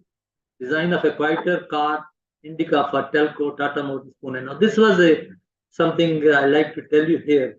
When Tata Motors decided to go for Indica, now it was a big challenge not only from thermodynamics point of view, but also from acoustic point of view. Okay. And so it took me, I was already consultant to them for something else. They said if I could help. So what I did was something very simple, and which I want to share with you. Please try to understand that designing a machine for quietness is much more economical than taking up noise control as a retrofit measure after the thing is there. So what I told them is that when you are designing, please make sure in every meeting of the design group, I am there. I'll be there only as observer. So what I did was, whenever they're discussing various alternatives to do something, after they have discussed technically, I will say, wait a minute, now you are coming on to these three alternatives. You please choose number second, because acoustically that will be quieter. So I only did that much. I mean, after everything they would design from technical point of view, I would say, okay, finally, okay, if you have an alternative, this one you choose, this is quieter. Okay, so what I'm trying to say is, just by doing this, let me tell you, I didn't do anything other than sitting in those meetings. And we were able to come out with Indica first version, which took us, which was within 5 decibels of what it would be in Europe. And in the next 6 months, we were able to further improve on it. And finally, Indica, when it came out, it also not only was good enough for India, it could also be sold in Europe. Okay, so what I'm trying to say, it's all a very good example of how it is important to design a machine for quietness rather than wait for the machine to be the market and then worry about reducing noise. So these are, various things here, other things, let me not go deeper into that.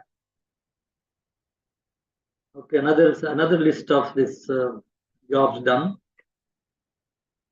And these are just some projects carried out abroad. Now, this is little important because it was like carrying code back to the Newcastle.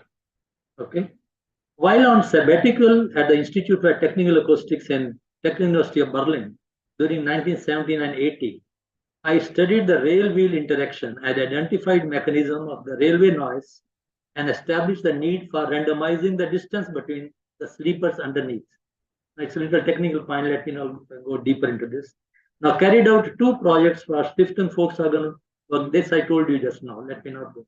Again, while working as a visiting professor at the University of Calgary in Canada during 86-87, I consulted with the Nova Husky Research Corporation for acoustic modeling of their multi-branch gas networks with intermediate booster compressor pumps, so as to avoid building up of oscillations when a new line is added to the existing gas distribution network.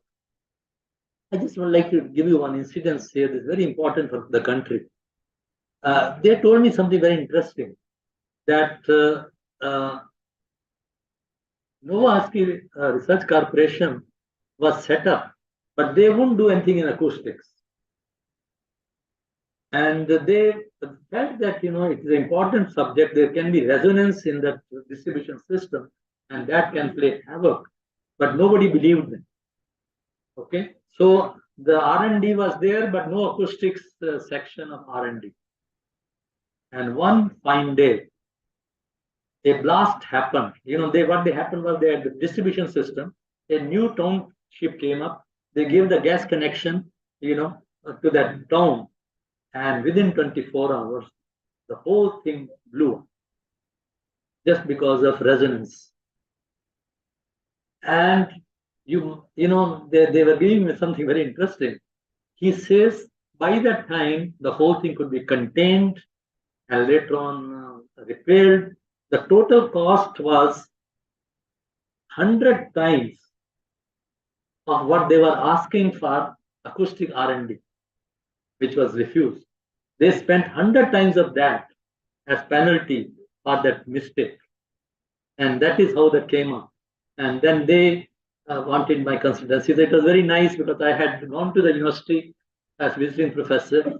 So my professor also said, I think this is a good opportunity. I know you will have to work extra apart from other work, but why don't we take up this problem? So we took it up and developed for them not only the measures that they need to be done, but we also developed a graphic user interface that whenever they have to give a new connection to somewhere, they can simulate it on that and find out that there will be no resonance because of this. Okay, and it was nice because in this I earned from that consultancy much more than this university was paying me as visiting professor. All right. Now, later on, and Nelson Industries also, I told you I got that award and all that. So I was with them for 8 months, working active noise control. Okay. And later on, they wanted me to continue, but again, I mean, I was always particular. I belonged to Industrial Science. I came back, but then they said, "Can I be member of the Research Advisory Council?" Okay, so I was a member of the Research Advisory Council of Nelson Industries, USA for 3 years. So every summer, I used to go for 15 days and attend their meetings and also be with them for 15 days. So this is what I did. Also consulted with Ford Motor Company in Michigan during 94-95 to develop design guidelines for the intake systems of automobile engines and did some pioneering work on the vibroacoustics of hoses and bellows and noise reduction in the climate control system of automobiles. Now, main thing that I want to tell you here is you might be wondering how I could do so much work. The secret is what I told you earlier. I enjoyed research. I enjoyed challenging myself. You won't believe there were instances, where I worked maybe 18 hours at a stretch and then felt so happy. I did it. Yes, I could do it. I mean, that feeling is so great. You have to really feel, to appreciate the joy of it. And that's what kept me going. Now, and these 2 slides I'm going to summarize now what I learned and what I want to convey to you as a gift. And one is desirability of self-study. Everything happened because of that, what happened in the childhood, and I developed the joy and the challenge of self-study, and that is what is important. And that's what this slide is on that. Now, when you listen to a teacher in the class, you may not grasp or retain everything. You may have to supplement it in the evening at home, which you may not be able to do for some reason or the other. However, if the teacher tells you to study in advance what he or she is going to teach or discuss the next day, you will be alert in the class next day in order to clarify your now well-articulated doubts. This self-acquired knowledge will remain with you forever. This is a very important thing. When you identified something that you could not understand, then you listen to the teacher, and that will remain with you forever. This is something which,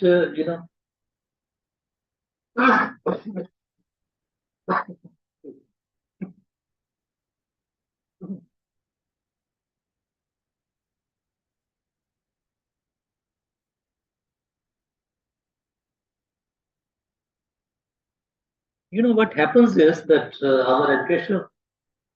our educational system has become such a thing that what you learn is not really knowledge. You only pick up data which you retain in your mind for just sufficient time till the examination so that you could reproduce, get marks, get certificate, get degree, and get a job. But that, is over. It's not knowledge. Whereas when you do this way by self-study, you never forget. That is your knowledge. You developed it. In fact, let me tell you, my daughter, often is surprised that what she doesn't remember 1 week later after she studied, I remember even 40 years after that now. Because everything I developed myself. I had the pleasure of, doing it. This is very important. That's the difference between data and the knowledge. Self-study is really what gives you real knowledge, which stays with you forever. Incidentally, during self-study, that is reading and working out yourself, you will develop self-confidence, discover your potential, and would be ready for research as well as consultancy by the time you finish your course. This is how I have been doing to my students. Of course, I have been lucky because I deal only with MTech students, not with BTech. Okay. So, but I use this method. I tell them a week or a day in advance that what I'm going to, we are going to cover in next class. And they are encouraged to read, work on their own, and then come back only with doubts, rather than I having to repeat the same thing which is given in the book. In the process, I get so much time to not only remove their doubts, I use that time to give examples from my consultancy experience about practical problems, and then they also become ready for consultancy and research by the time they finish the course.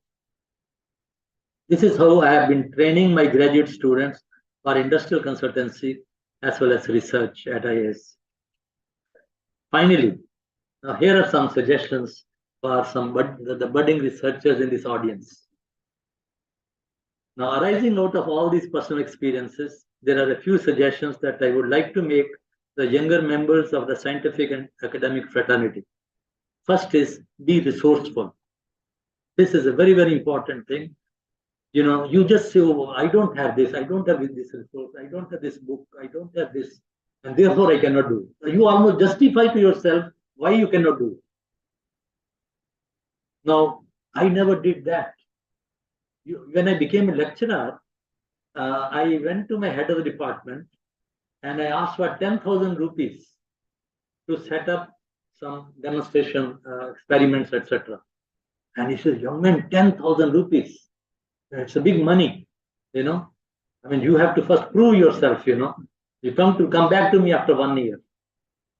Now, I could have just said, what is this? I'm not even given 10,000 rupees. How can I do research? How can I do this? How can I do that? But I didn't do that. No, you know, basically, I've been avoiding negative thinking right from the beginning. But that is your biggest enemy. When you simply give up, you simply, oh, it cannot be done because I don't have money. It cannot be done because I don't have the instruments. I don't have the, you know, there are 100 ways you can justify why you cannot do something. But you have to avoid all that. And that's what I did. Now, because my professor did not give me that 10,000 rupees, I said, maybe there's an opportunity for me to work out analytical solutions for these problems. And now you have to appreciate, you know, the situation. I'm talking of 1968. There were no computers, not a single computer at the Institute of Science, no calculators, nothing. We used to work with the slide rules. Okay. And just then a small computer had come at NAL or HAL in Bangalore, and I used to go 20 kilometers to use that. And that was so slow that I make one mistake and they would ask me to come back after 2 days. What you do here within next second, you can calculate, do these days, you know, 2 days. And again, I have to catch a bus, go all the way this one. So I told myself, no, this is nonsense. I'll not let that happen. So I went completely into theory and developed some of the best theoretical models, which really gave me a niche in the research areas. Finally, what happened was, whatever papers I was able to send to the best of journals, you know, they were accepted because there was nothing that was there, you know, to compare with that. I was not, you know, most of the researchers, what they do is they try to make an incremental improvement, you know, whereas I was giving something which is entirely new. So referee doesn't have anything to compare with. Okay. And that is how, you know, I made a mark for myself. And not only that, I also developed a lot of respect within the institute. And not only that, things happen, so many things happen automatically. I mean, in 86, 87, I got Shanti Swarup Bhatnagar Prize, Engineering Sciences. I became fellow of the Indian National Science Academy, Indian Academy of Sciences, Indian National Academy of Engineering. And later on also, you know, because I took up the challenge of designing linings for submarines. You know, mind you, I have now the pleasure of making our Indian submarines invisible, you know, acoustically invisible. So when the sonar signal is sent by the enemy, if nothing goes back, it gets absorbed, and therefore they cannot find that our submarine is there. Because if they can get the reflection back, they'll find out our submarine is there. They can fire a torpedo, and kill our submarine. So now all that is not there. And I'm told, I've given the finding, it took it's not a small thing. It took us 20 years to work it out. I guided 2 or 3 PhD students in the meanwhile, but finally, the whole thing was so successful that, on every submarine now, we are able to save a few crores of money, rupees only, because earlier we used to buy everything from Russia and pay very heavily for that. And now all that is not necessary. And not only that, Russians, I don't quote me outside, they used to charge us by weight. Everything they sold to India, they were charging by weight. So they were making those resonator linings much thicker, make it much heavier. In the process, we had more drag. Our engines will be working extra, because they had to carry that thing. So in every way we were losing. And apart from that, they were charging us so much because we didn't have a choice. And now we have much thinner linings and costing much, much less than what we used to pay to this. And more than that, we are now independent. Atmanirbhar, It's a great thing remind you in wars, they can deny you components and then, simply disable you from fighting. So no longer that, we are independent. And so that's how I was telling you, the pleasure that it gives to me at the end of the day, it's so nice that I never feel that I'm working so much. And main thing I want to tell you here is that if you enjoy your work, you will never feel tired. I proved this to myself again and again in my life. Enjoy the process of research. Do not make it a job. Work does not kill. Stress does. And stress is all self-made. Creativity increases as we think deeper and deeper. And this depth can be achieved by thinking about a problem undisturbed for long hours at a stretch. No coffee breaks or phone calls or chats. Okay. And this is again, I would like to just tell you a little more. When I told you I developed the algorithm, etc., I was thinking on a problem for at least 4 hours at a stretch. I would go to the library at 8 o'clock, 8 to 12, 4 hours. I'll be, in one corner of the library, I'll be working and enjoying, then go for lunch, again come back, again work for 4 hours, go for tea, and come back, and then dinner. What I'm trying to say is this whole thing, was such that my thinking would go deeper and deeper. To put in other words, I don't know whether you like it, I would almost get into half meditative state. And it is in that state that the kind of ideas occur to me, which would not have happened if I'd remained on the surface by, engaging in all sorts of things. In the long run, clarity about basic principles, laws, and concepts is more important than cramming for the examinations. Concepts remain with you for a long time, and during spells of deep, extended thinking, result in creativity. Thank you.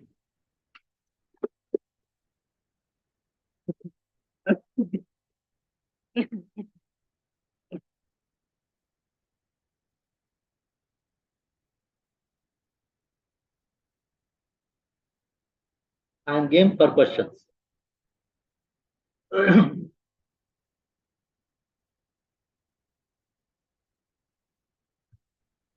Any question? You have any question?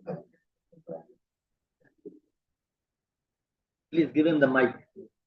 Yeah.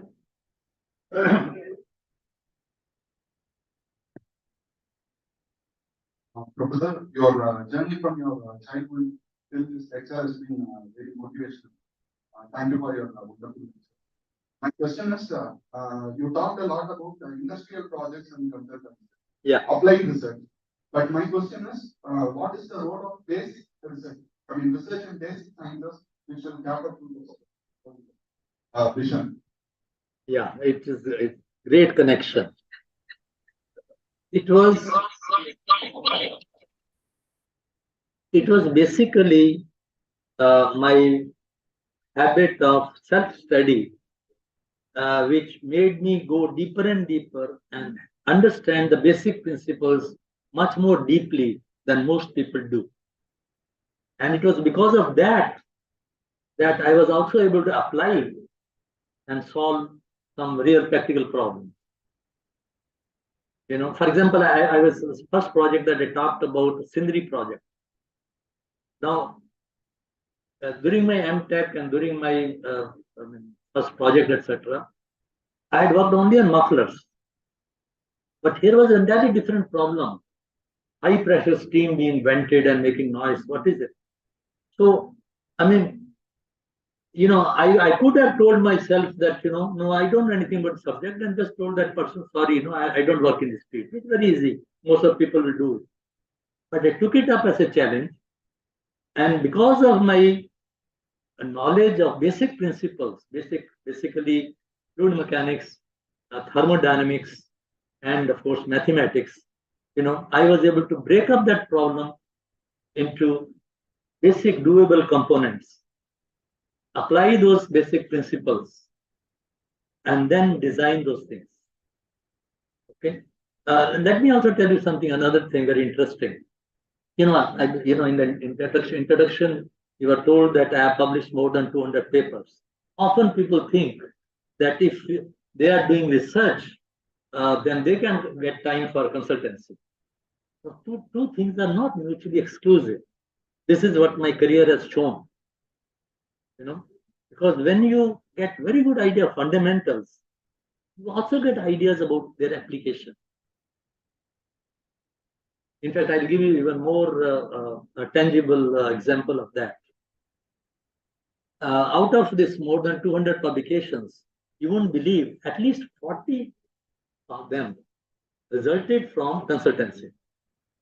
Not just my applying my knowledge consultancy, but the other way around. I go as a consultant and I find that something I don't know. Okay. So I come back, do deeper thinking, do loud thinking to my MTech students during the class, do some loud thinking together, in the principle of mastermind, and together develop something which makes us really take up that problem.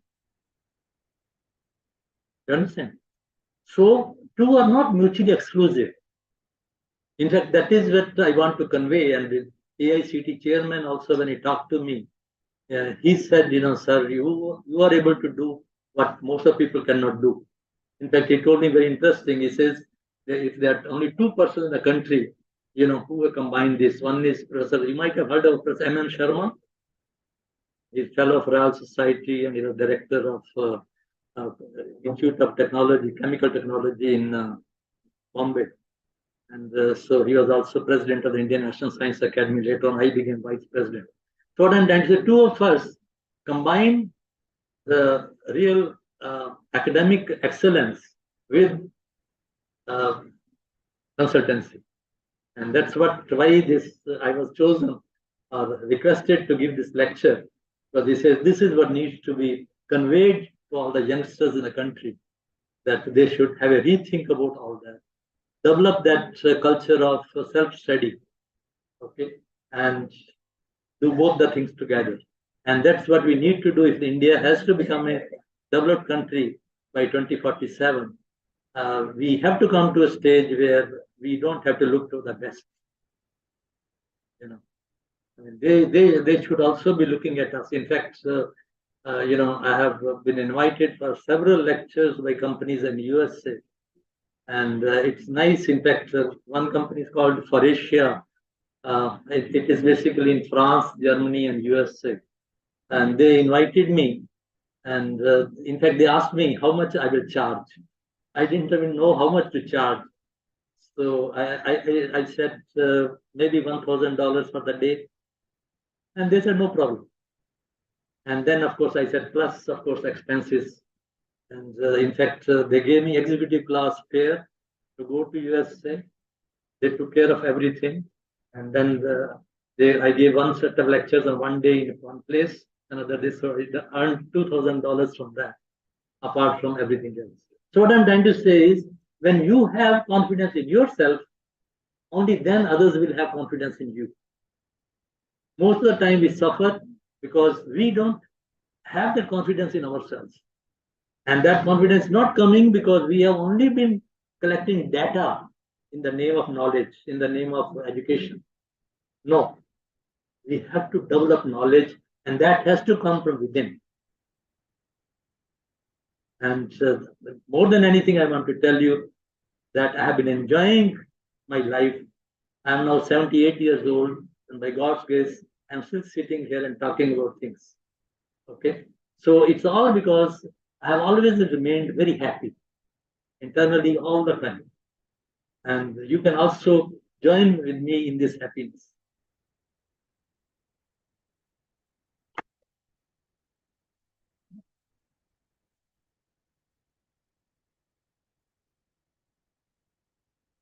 My name is Pranav and I belong to second year mechanical engineering. Actually, my doubt was, could you suggest an industry to find the solution of the problem themselves or to refer to an external body? Would you suggest them to like make an R&D division in the industry? Actually, see, we cannot advise them to do anything. We should always ask ourselves what we can do. Now, I want to tell you here, in this 125 projects, not a single time I asked for a project. That's why I was telling you, I gave a lecture at Visakhapatnam. That person listened to me, and then he came to me for the project. Same thing in USA, those two Germans came to me after listening to me. They gave us a project. So in same way, even for work that I have been doing for defense, both Air Force, Army, etc., everything, they have been coming. So once you have faith in yourself, you prove yourself, you talk about the work you are capable of doing, then others come to you. Raise yourself to that level that others take notice of you and request you to do something. Only thing is, don't say no. Whatever they come to you with, take it. Challenge yourself. That's the most important thing, challenging yourself. And credit goes to that man who gave that lecture when I was third or fourth standard, who told me that nobody is born intelligent.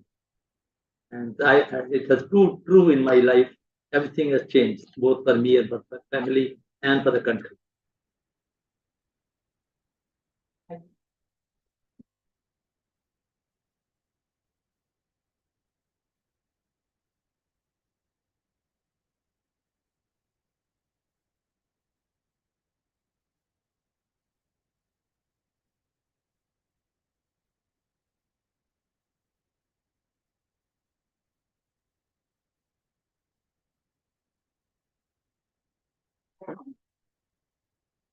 Come on.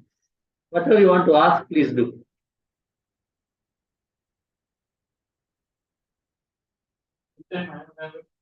Yeah, So sure. when we travel by normal, in car or something, Yeah. the noise is very low.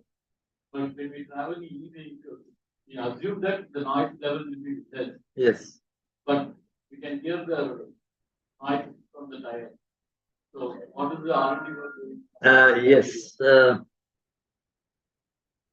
What happens is that engine noise is not there, but motor is there. And motor runs at a speed which tires cannot take. So we have a very strong transmission. And whenever the gear ratio is more, you will find more noise. What happens? You're a mechanical engineer, right? Okay. That when let's say two sets of gears, I mean they are mating and moving like this. We want all of them all the time. They remain in contact with each other. So that does not happen, even though you have designed it, theoretically very well. But what happens when it's passing some torque, Okay, the corresponding forces are there. Because of forces, there is a deflection in the gear profile. And when the deflection is there, profile changes from what is mathematically correct one. And that is what causes whine or noise, high frequency noise. So what I'm trying to say is, though now engine is not there, transmission is there, and that makes noise. But still, I must tell you, that noise is much less than what engine would be making. But then you raised a very good point of tire noise. But tire noise is high speed noise. Okay, and at that high speed, that is a problem. Yes, but still, because it's a continuous high frequency noise, the disturbing aspect of perception, that is not there. For example, if you have a house, let's say on this, Chennai Trichy highway, okay. Now all the vehicles are moving at fairly high speed, and mostly what you hear is tire noise. Okay, but because it's a continuous high frequency noise, soon you get used to it, and you are able to sleep through it. Okay, but if you have a normal other engine, and then you find that you also have low frequency noise, and that really bothers me. Another thing I want to tell you now, these electric vehicles have brought up an entirely new problem. The new problem is that it is so silent when you are moving in a traffic and your vehicle is moving, let's say, about 15 to 20 kilometers per hour. Okay. Now, the person who is walking, he is not warned at all that there's a vehicle at the back. It's so silent. So now it has thrown up a new problem that we have to design, systems, warning systems, alerting systems, so that it makes just a little noise, so that person who is going in the front is warned that the vehicle is coming at the back. In fact, now a lot of work is going on that. People are working on those alerting systems. In fact, I recently reviewed a paper for some international conference, and there it was exactly this problem that in India also we'll have to develop alerting systems, particularly in crowded areas where all vehicles are moving at very slow speed, and then person who's walking, he will not even know the vehicle is at the back. So now that has become a problem. So it's a part of life. I mean, as we go along, we'll get rid of some problems by some technology, but then another set of problems will come. In fact, another thing that is there, these days you hear of solar energy, which is becoming a big thing. But then it is being recognized that, the photovoltaic cells that convert solar energy into electricity. Okay. Now those cells, after they have served their life, they'll have to be disposed. And mind you, disposal of those cells is a very, very risky affair. They are very, very toxic, very poisonous. So, though we are feeling all very happy that India is now developing so much of this, but then next generation will see the results of it, and they'll not know what to do with this much of poison. Okay. So anyway, what I'm trying to say is that it's a continuous war between technology, knowledge, and the challenges. And we have to, every generation has to develop its ways of doing it. I'm sure next generation will also find out some ways.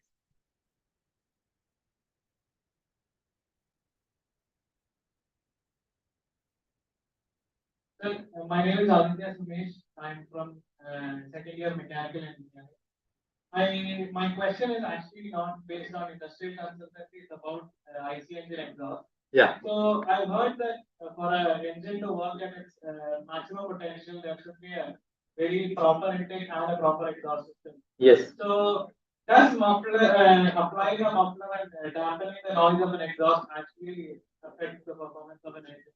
If so, how do we minimize the effect of that? Not necessarily. In fact, in 75 or so, when I was assistant professor, the director of the Institute of Science, he wrote to me a letter saying that in Karnataka, they have auto rickshaws having two-stroke cycle engines, and they are very noisy, and exhaust mufflers need to be developed. And then, of course, he added in the last paragraph that makes sure that back pressure does not increase so much that the fuel consumption increases, or mileage comes down, because that those days that was very important, very costly. Our research showed that we were actually finally at the end of the project, we were able to give silencers which are not only about 7 decibels quieter, but even the fuel consumption improved. So it's not necessary that a good muffler is going to increase the fuel consumption. In fact, we showed that it actually can decrease if properly tuning is done. So for that, what we did was we basically combined not acoustic principles with thermodynamics. Okay, so that is where mechanical engineer has to keep his eyes and ears open and use all the knowledge, all components correctly when he is trying to solve a problem. No particular problem can be having only one aspect. There are several aspects, and we need to combine various components of our mechanical engineering knowledge to solve a problem.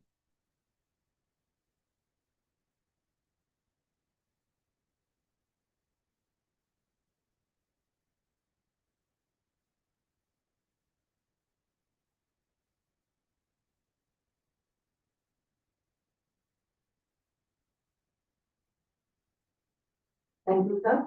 And now request the dignitaries to take their place on the dais.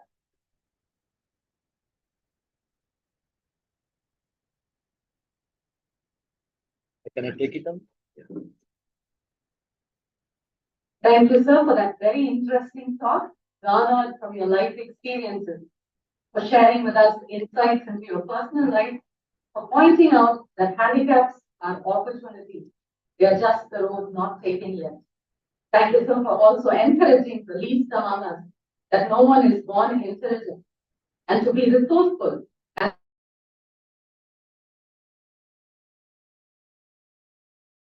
with.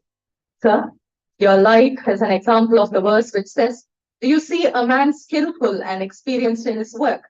He will stand in honor before kings. He will not stand before obscure men." Thank you so much, sir. At this juncture, it is my honor to invite Dr. D. Kingsley Jefferson, D. School of Mechanical Sciences. He is the backbone of our department and has been guiding it in many of its significant growths for more than 32 years. With a PhD in feature-based design, his interests in the latest technologies like Industry 4.0, artificial intelligence, and BioCAD make him a person of relevance and standing for this venture ahead of us. Sir, I now invite you to deliver the vote of thanks.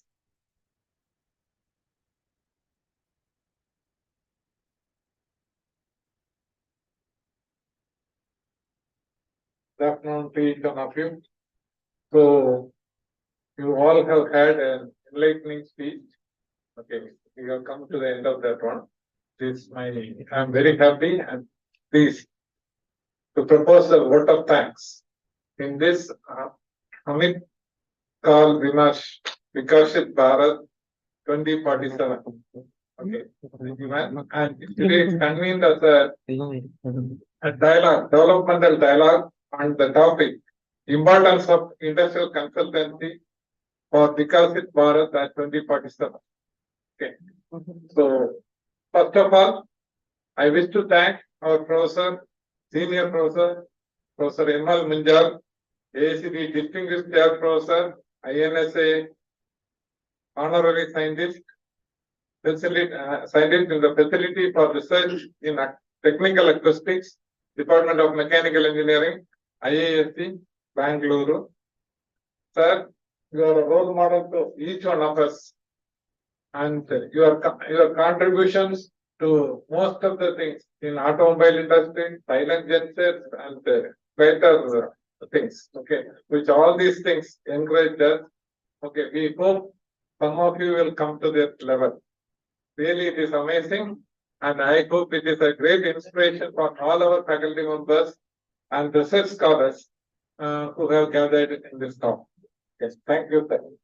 Further, I hope that your advice to the youngsters, that is the students, undergraduate and postgraduate students, it is self-study, okay, and challenging yourself, and you are sharing your total experiences. All those things definitely will motivate them to develop our India, our Bharat, to a greater heights.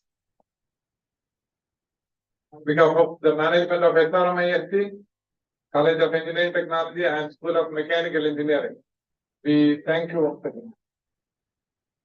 Next, I thank Professor T.V. Gopal, Dean, College of Engineering Technology, who is one among us, and his presence in the entire session, though he is busy with other activities, he was present during all the session. I thank him. Next, I thank Professor S. Panusamy. In spite of his busy schedules, our registrar has been with us for the session, and I thank him. I thank the local coordinators, Dr. E.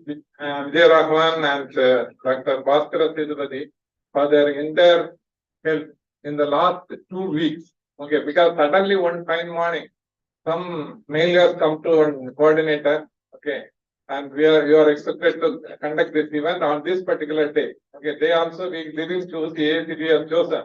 Okay, and because a lot of other activities are also going on, the students are in the test phase, the right, the model examination or something like that. Because of that, we had some difficulty, and it needs to be broadcasted or webcasted in the media, social media. That is another big challenge which I don't know.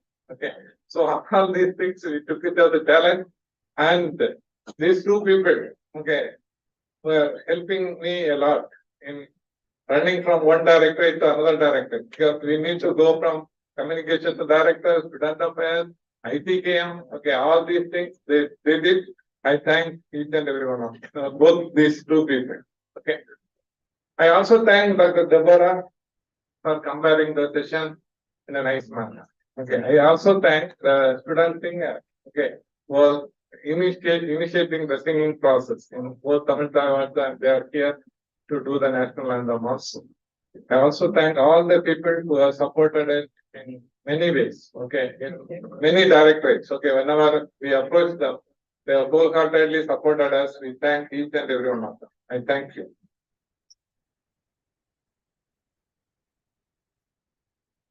Thank you, sir. We will now conclude this gathering with the national anthem. I kindly request you all to rise to your feet.